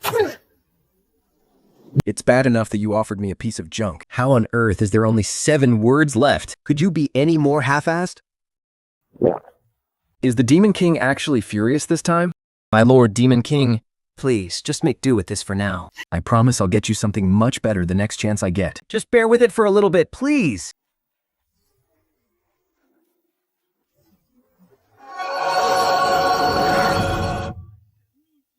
I couldn't wait to pick up the book and flip open the first page. The Secret of the Divine Stone Table of Contents. 8 Paths to Sovereignty. Sheet Refining, Foundation Building, Golden Core, Nascent Soul, Soul Formation, Void Refining, Mahayana, and Ascension, corresponding to 8 cultivation chapters. The Demon King is insanely powerful.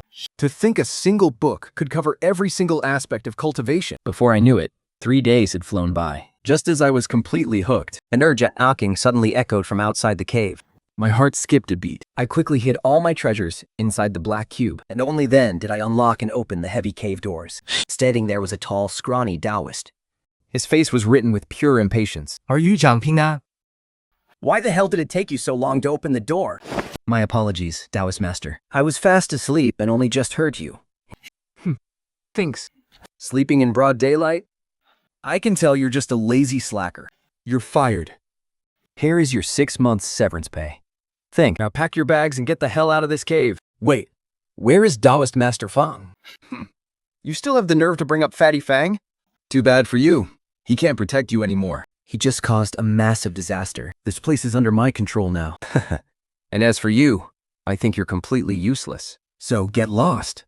But Taoist Master, I still have some personal belongings in the cave. It'll take me a bit of time to pack up. Fine. I'll give you exactly 1 day. Don't let me see your face in this cave by tomorrow morning.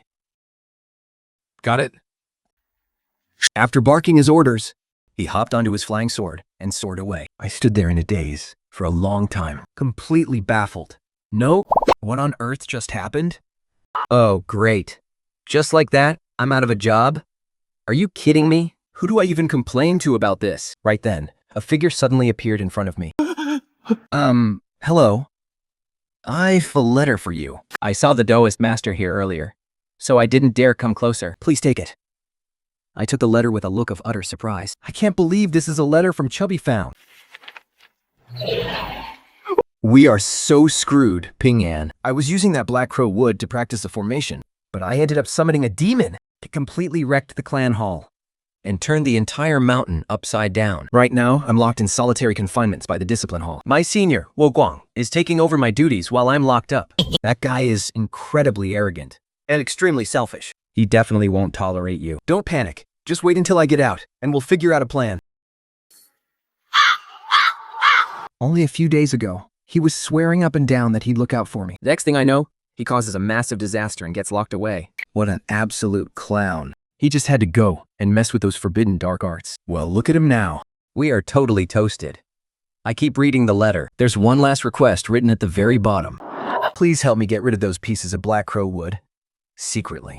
I suspect there's something seriously wrong with that wood. Whatever you do, do not let anyone else find out. Oh, please, you fat idiot. You still owe me 20 coins. And now you expect me to do your dirty work? Fine. Since these pieces of black crow wood are mine now, I'll just keep them as interest. Once this guy gets out, I'm definitely collecting the actual debt. Time to get out of here. If they don't want me here, fine. I'm going home to cultivate. Back in my room, I start trying to refine my spirit. The first step of spirit refining is to shut out the six senses, to look, yet see nothing. It is called Yi. How strange. Without using your eyes. You're supposed to find something called Yi? What's the logic in that?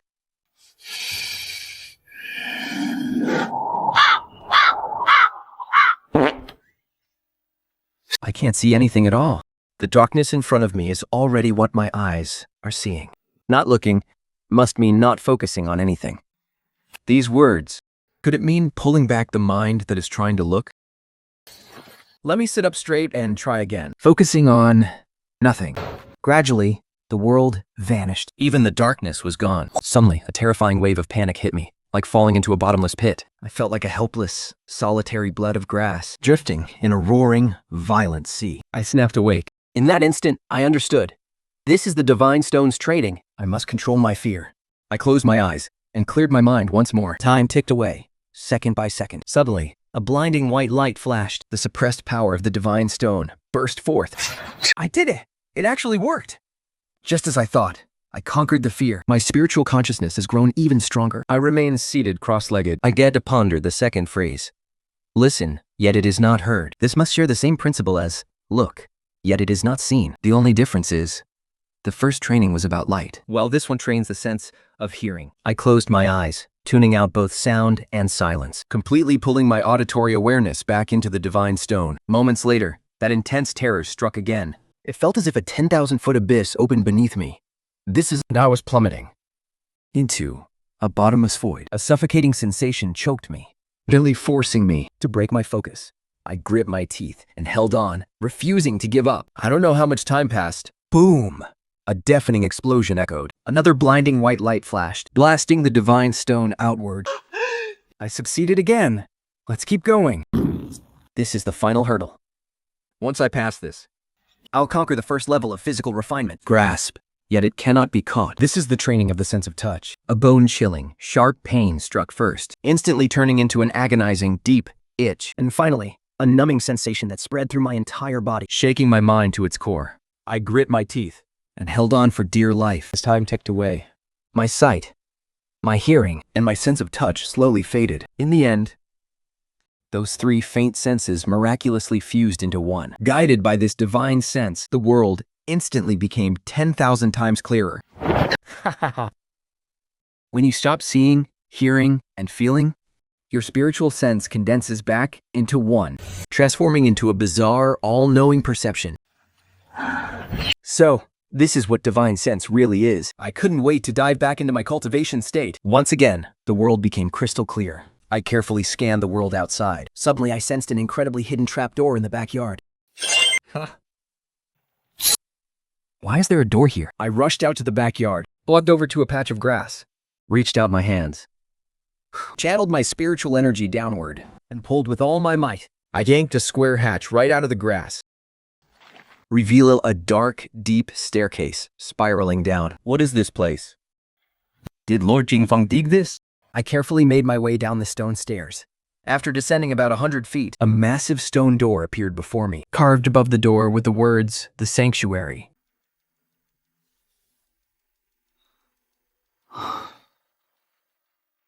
This is definitely Lord Chunfeng's handwriting. But why would Lord Chengfeng build an underground sanctuary? To survive the astral storm? But they said the true astral storm wouldn't hit for another 3,000 years. I pushed open the heavy stone door. Inside, there was a spacious main hall with several smaller stone doors leading off of it. My eyes lit up. A 3-bedroom apartment setup. This is the perfect place to cultivate. It's also the perfect spot to hide my secret dark cultivation. I opened the first stone room. It was a storage vault. Inside, there are lots of rice jars, pots, and other cluttered items. Off to the side is an incredibly sturdy stone chamber. It won't open at all, and I have no idea what it's for. In the last stone chamber, there's a stone bed and some simple furniture. Once I found a place to sleep, I resumed training my spiritual sense. In the blink of an eye, winter was here again. My soul refining progressed exceptionally smoothly, breaking straight through to the 4th layer. Oh, But I can only cultivate up to the 4th layer, as my soul refining cannot surpass my chi refining level. It seems I need to raise my cultivation level to chi refining level 5 first. in Dao Town, level 5 chi refining is already extremely rare, like phoenix feathers and unicorn horns. It'll make it much easier to find a good job. It seems if I want to break through in my cultivation, I still need to refine chi gathering pills. I pulled a piece of black crow wood out of the black cube. just as I'm about to chop it into small pieces for alchemy firewood. The sensation at my fingertips makes my face drop. Something is wrong. There is something off about this black crow wood. How can I feel the presence of a malicious spiritual sense inside it? No wonder Chubby Fang failed his array refinement. It must be because of this hidden malicious spiritual sense. I can't let it blow up my cauldron. Wait. I channel the divine lightning chi out of my body And send it straight into the black crow wood. The moment the malicious spiritual sense meets the divine lightning chi, it is instantly wiped clean. Only then do I chop the wood into small pieces for use. Next, I sort and pile the 5 color flower petals. But I'm not planning to refine the pills myself. Instead, I utilize the cloning technique I learned during my soul refining, Summoning a demon dragon to assist me in the alchemy process. under the control of my spiritual sense, The demon dragon uses its claws to toss the black crow wood inside, and then breathes a blast of fire to ignite the wood. 1 hour later, a medicinal fragrance wafts from the cauldron. The whole room is filled with the scent of pills as the cauldron opens.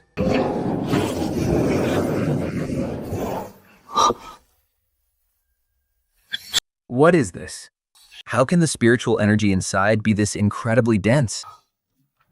It far exceeds the high-grade chi gathering pills from the Heavenly Treasure Pavilion. This doesn't make sense. My cheap, trashy 5-color flowers could possibly have this much spiritual energy. Spiritual energy can't just appear out of thin air, can it? I think I've realized something. I hurriedly look toward the Chenkun cauldron. The ancient runes on the cauldron are pulsing with light. The spiritual energy inside is incredibly dense. The Demon King is truly a force to be reckoned with. This Kenkum cauldron is a real treasure. It naturally gathers spiritual energy and refines pills on its own. It even massively boosts the quality of my elixirs. And here I was, worried I wouldn't reach peach refining. Over the next few days, I spent my time refining pills and cultivating. With a long, triumphant roar, I successfully broke through to the Tongyu stage of chi refining. I immediately started testing my new Tongyu abilities. I condensed my entire spiritual sense into a single, sharp beam and shot it forward with all my might. In an instant, my spiritual sense reached 10 miles away. As luck would have it, it landed right on the demon claw. My spiritual sense, like a charging bull, slammed straight into the demon claw. Inside, a demonic beast was still struggling, desperately trying to break through the seals set by the masters. Sensing my spiritual presence, the beast sent a bizarre signal back. It was crying out to me for help. Did it actually mistake me for one of its own? My heart skipped a beat, and I quickly pulled my spiritual sense back. Are you kidding me? Helping you would just be asking for trouble. Man, I've been in isolation for way too long. It's time to head out and get some fresh air. I strolled into the bustling, lively market. Halfway through my walk, I spotted a noodle shop on the street corner and decided to step inside. Waiter, give me a bowl of noodles. Moments later, a steaming hot bowl of noodles was set down in front of me. I dug right in, taking huge bites. As I was wolfing it down, I overheard the people next to me talking about the Outer Disciple trials. It's time for the Outer Disciple selection again. It only happens once every 10 years. You've got to make it count. Don't worry, Father. I've already reached the 5th level of chi refining, which is the minimum requirement to sign up. I'll give these trials everything I've got. The Outer Disciple selection. A chance that comes only once every 10 years. Talk about perfect timing. This is exactly what I needed.